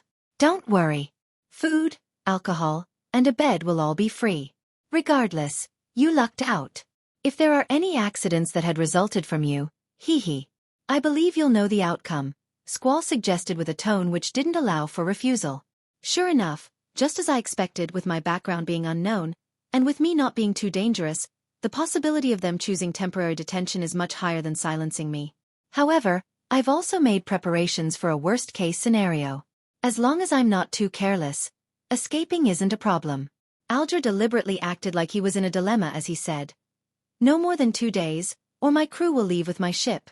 I'll inform them if it exceeds 2 days. At some point in time, a sharp scalpel had appeared in Squall's palm, and he was making it jump and spin like an acrobat. After Alger described in detail the point of contact at 15 Amiris Avenue and the corresponding communication methods, Squall didn't speak further. He turned around and led Alger as they turned at every corner, and they arrived at an unknown street before entering a nondescript house. "Long time no see. Blue-haired captain of a ghost ship." The door was opened by an old man with hair that had more white than black. He was dressed as a local and wore a pair of baggy pantaloons. "Old Quinn. You really are the intelligence officer of the Admiral of Blood," Alger deliberately said in astonishment. Old Quinn chuckled and said, "There's always some truth to rumors. What you imagine to be fake might very well be real." He didn't switch on the gas wall light, but he carried a silver candle lamp in his hand as he guided Alger and Squall through the dark hall into a spacious windowless basement. "You'll stay here for a while. My friends and I will be in charge of watching you and also provide you with alcohol and food," Old Quinn said with a laugh. "To show our sincerity, we're not going to disarm you." "All right." Alger took the initiative to walk to the low bed in the basement. Old Quinn closed the heavy stone door and locked it behind him. Squall didn't linger on, but hurried away, checking repeatedly to see if he was being followed. After changing to a rental carriage, he came to a lone enclave in Byam. It was also the residential area of the upper class. As he entered a garden bungalow, Squall saw Mavedi sitting on a sofa in the living room, waiting for him. The others were either lying, standing, or sitting in a semicircle, with puppets and zombies acting as guards around them. Steel's lips were thick, his skin swarthy. His hair was curled up like steel balls often seen in factories. Is the intel reliable? The muscles on his arms trembled, exuding vibes of tremendous strength. However, his entire being emanated a cold and sinister feeling, as if he wasn't a living creature. Squall nodded. He's a pirate captain who serves money. I've already detained him at Old Quinn's place. If there really is a problem, he definitely won't be able to leave that place alive. I think he knows this very well. At this point, Squall revealed a cold smile. However, we still have to be wary of any accidents. This might be a trap set up by Blazing. Do you have any ideas? Mavedi asked directly. The first thing he saw was a pirate lying on a couch. He was wearing a brown local tunic and twirling a yellowish-brown straw hat with his fingers. This was Mavedi's deputy of this round of operations. He was the captain of the 6th ship which was lost in the battle with Vice Admiral Dusk. Blood Brambles, Hendry. He had a bounty of 3,800 pounds. It's clear that Squall has a plan. Hendry used his straw hat to cover his pale face. Squall chuckled and said, "Didn't that adventurer John Smith send Mordor to join us undercover? Let's deliberately leak the news to him, making him think that we're still waiting for help and that we can only take action the day after tomorrow or 3 days later. Those bunch of greedy adventurers definitely wouldn't let Blazing off. They'll definitely fall over themselves for him. When the time comes, we can find a spot to watch the show. If there are any accidents, they'll be the ones bearing the brunt of things. If everything is successful, we can also call them." "All right." Steel Mavedi's eyeballs slightly moved, radiating intense bloodthirst. In the early hours of the morning, everything was ready. Blood Brambles Hendry brought a leather suitcase over, took out a peacock blue carpet, and slowly spread it out in front of him. There were many mysterious patterns on it that had a non-human flavor to it. Mavedi, Squall, and 2 other Beyonders, as well as 8 zombies and puppets, took their places on it. Hendry was the last to step in. Closing his eyes halfway, he recited a single word in Elvish, "Flight." The peacock blue carpet tightened suddenly and floated upwards, lifting everyone up from the ground and into the air as they flew towards Amiris Avenue. During this process, Hendry pulled out a black handkerchief and shook his wrist, turning it into the night sky which magically covered all their traces under the moonlight. In about 7 to 8 minutes, they arrived in the area around 20 Amiris Avenue. Diagonally across them was the targeted house. They didn't move forward. Instead, they let the flying carpet hover silently in front of the crown of a thick tree as they lay prone to observe the situation. Time passed, second by second, as Hendry studied the mystical item. There were no signs of a lack of spirituality. The night slowly passed, and the horizon was suffused with a faint red glow. The sun was about to rise, and the gang of pirates led by Steel Mavedi began their preparations to find another suitable spot for daytime surveillance.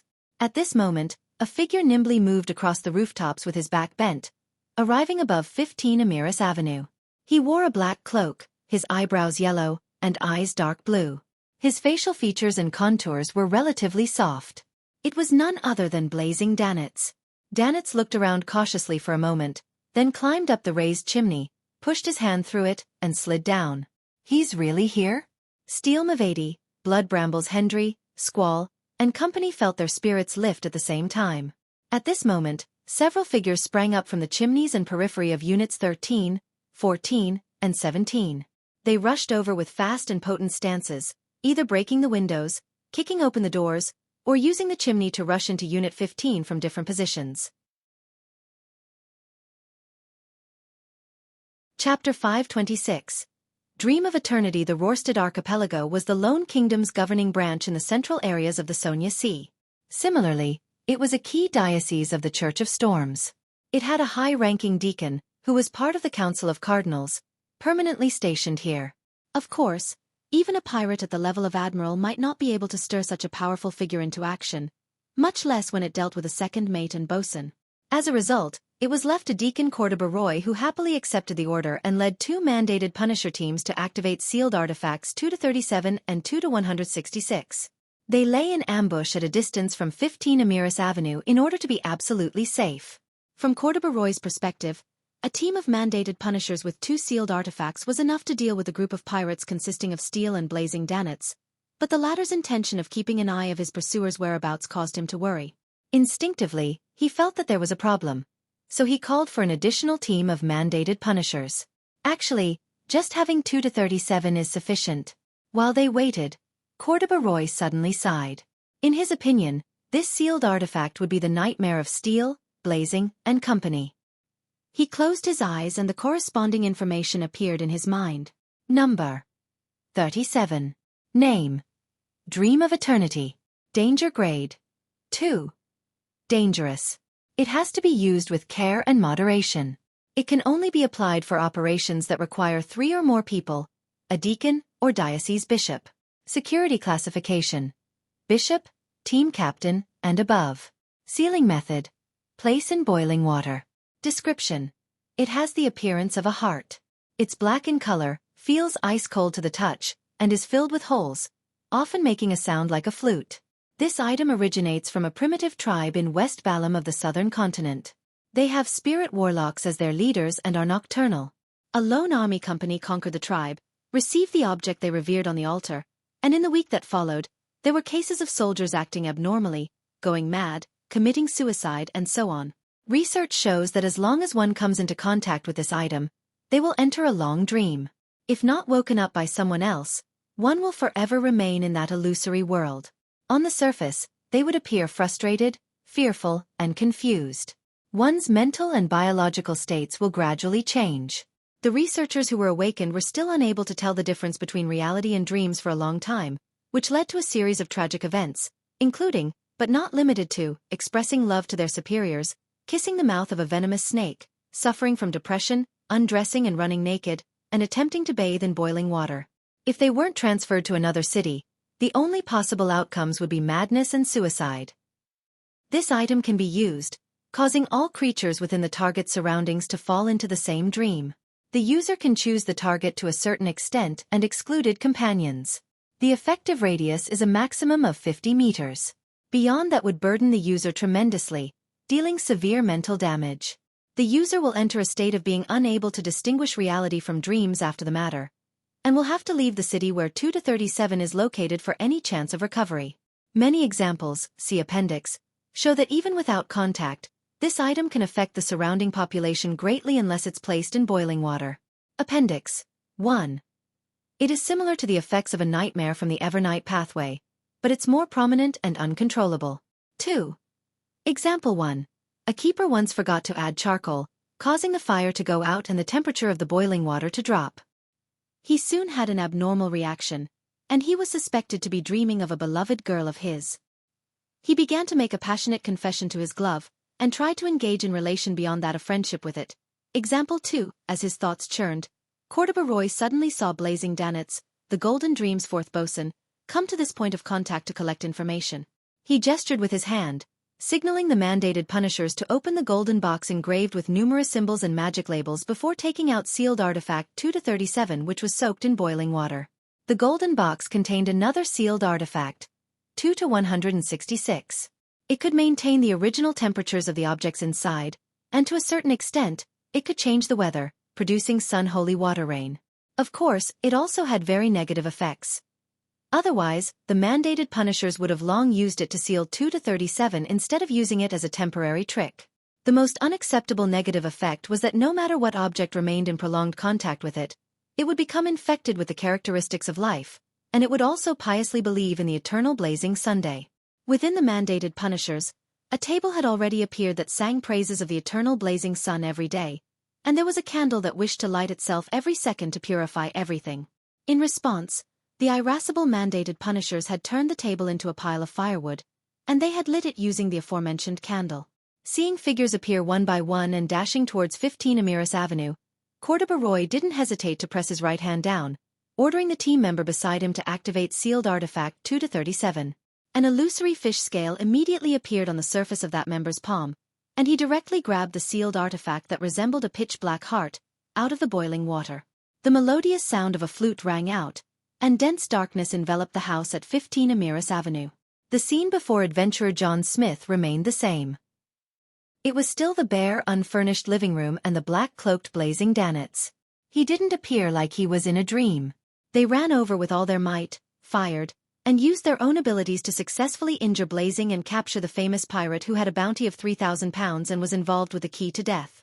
However, in the real world, they were sitting with their legs up, or swimming with their arms outstretched, or using their fingers as guns, with their mouths making shooting sounds. Move out! Cordoba Roy left his hiding place and rushed to the house at 15 Amiris Avenue.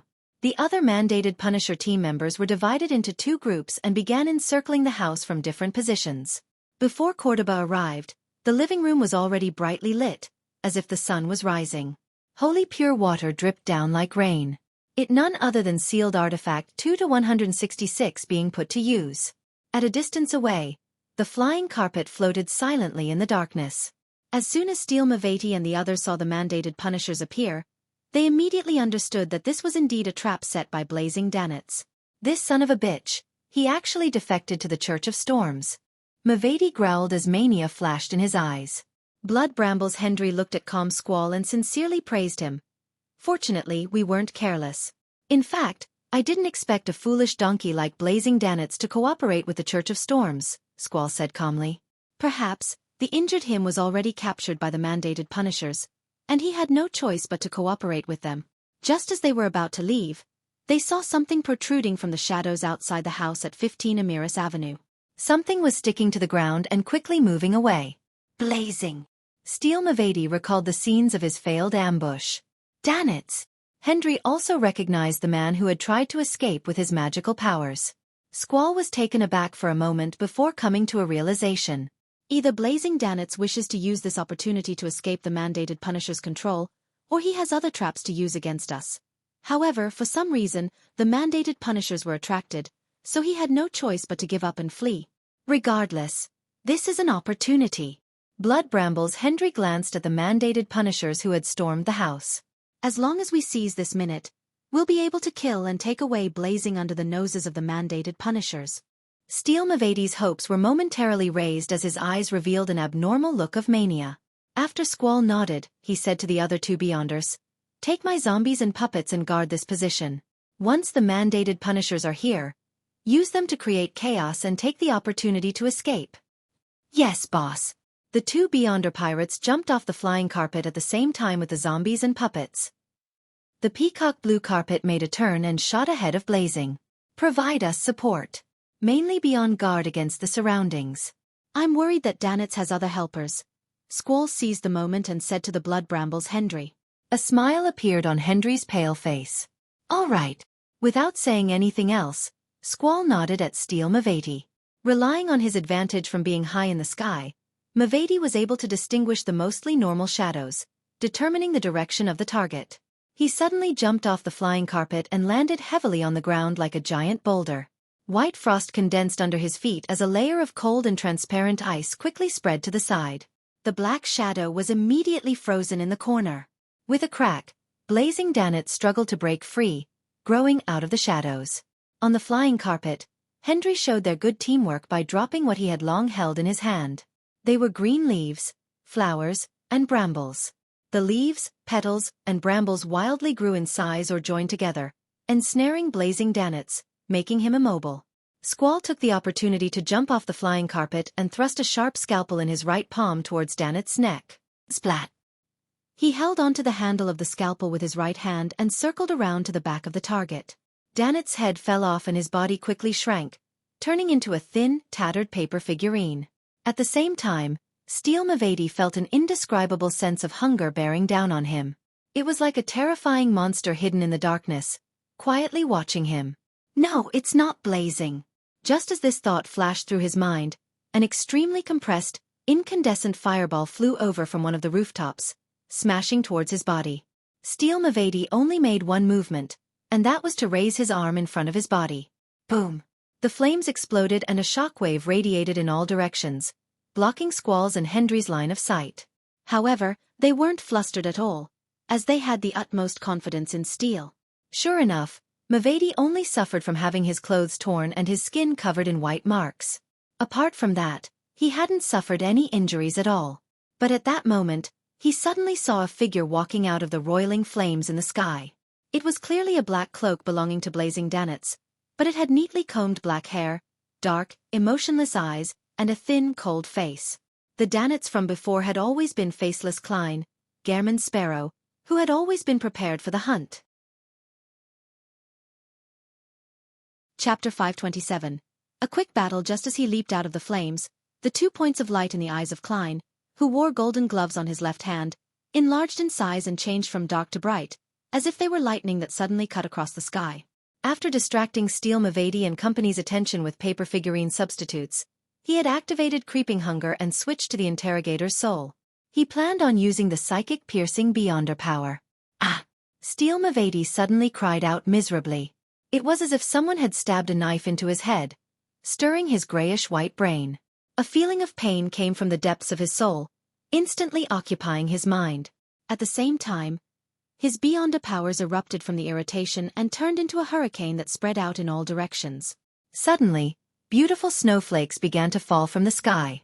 Layers of translucent ice began spreading outwards, and the trees on both sides of the road were covered with white edges. They withered quickly, revealing traces of decay. The lingering resentment of the remnant spirits was successively awakened. They sobbed, wailed, and shrieked, causing the nearby area to be dyed with a gray and repressed color. Klein naturally descended from the sky, his left glove shining like the sun.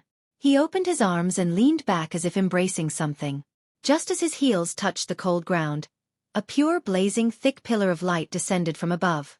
This holy radiance enveloped Steel Mavady, illuminating his dark skin, firm muscles, and steel ball-like curly hair. Priest of light. Light of holiness.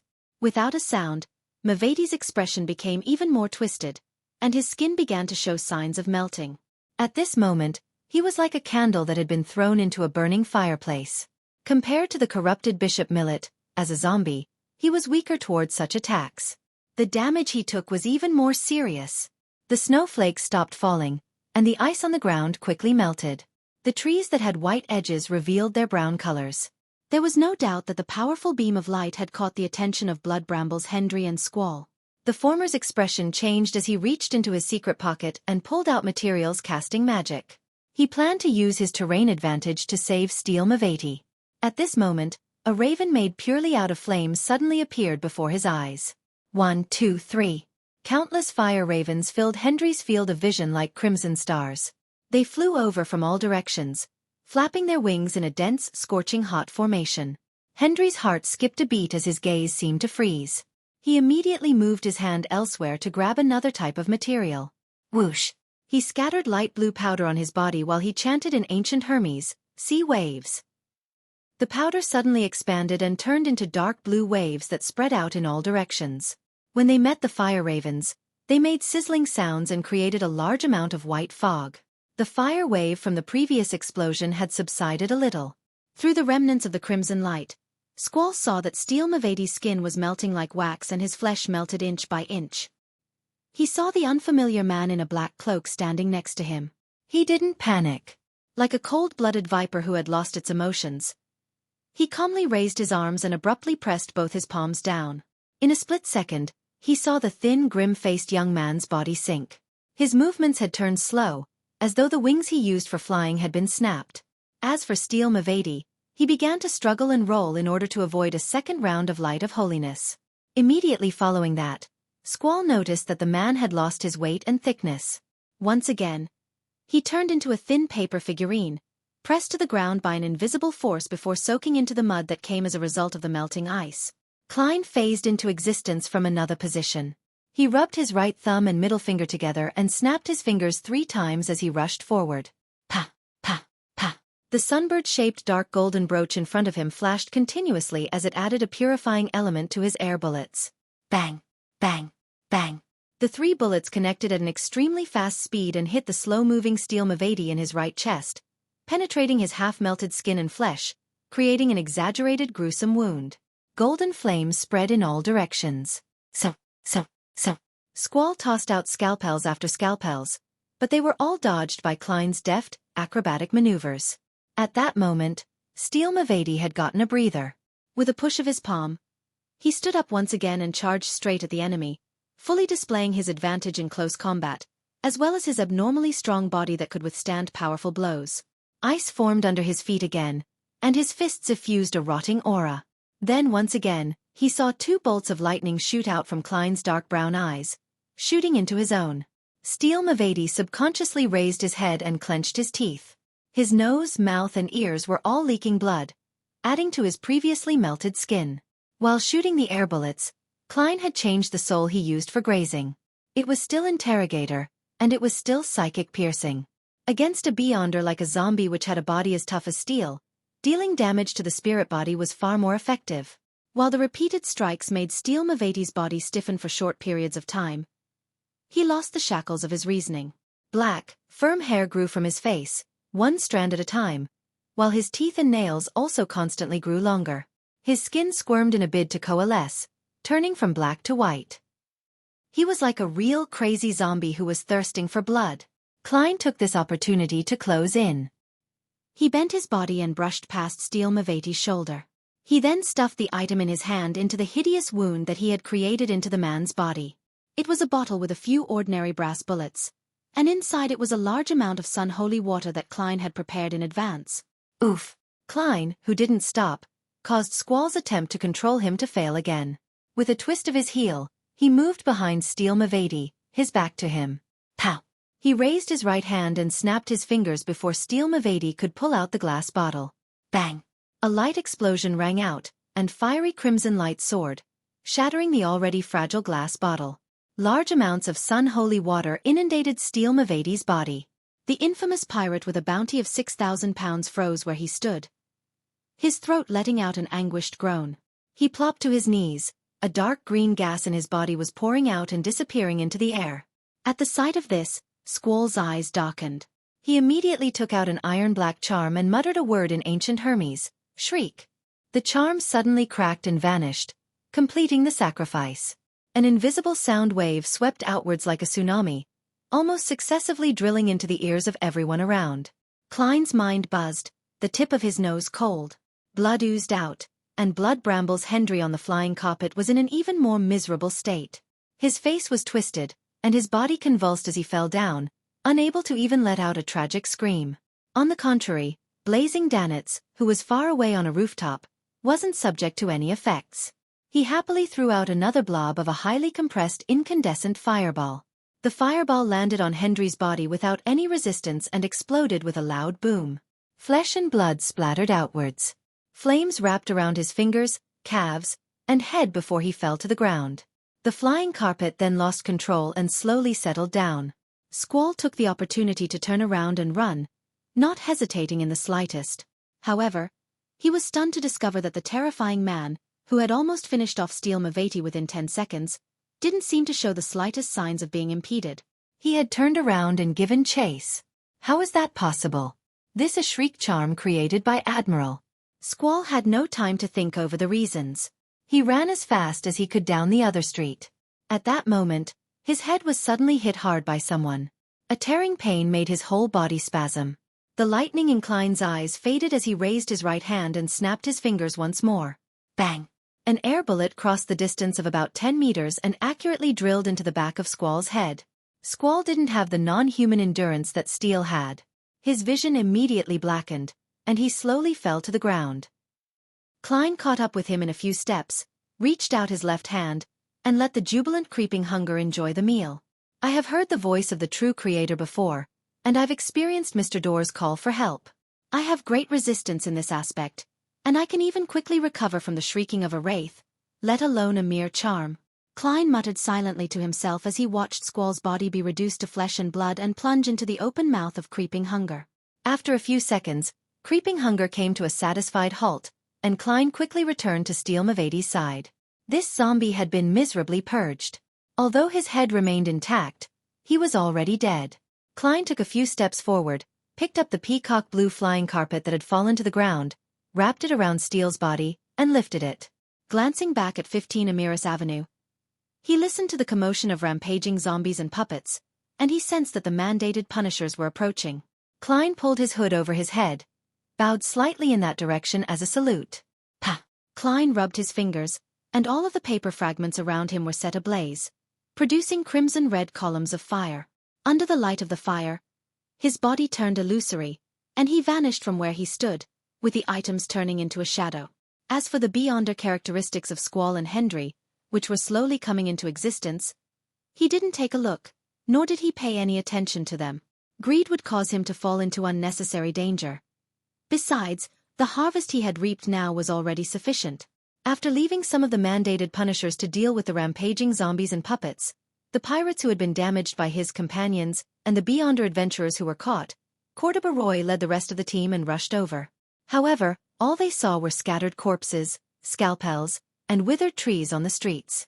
They could distinguish the receding aura of the sun, as well as the evil sensation that came from the depths of flesh and blood. You're tuning in to the Xueqi's Martial Arts Saga YouTube channel. Don't forget to subscribe and join us on this journey to catch the most captivating stories.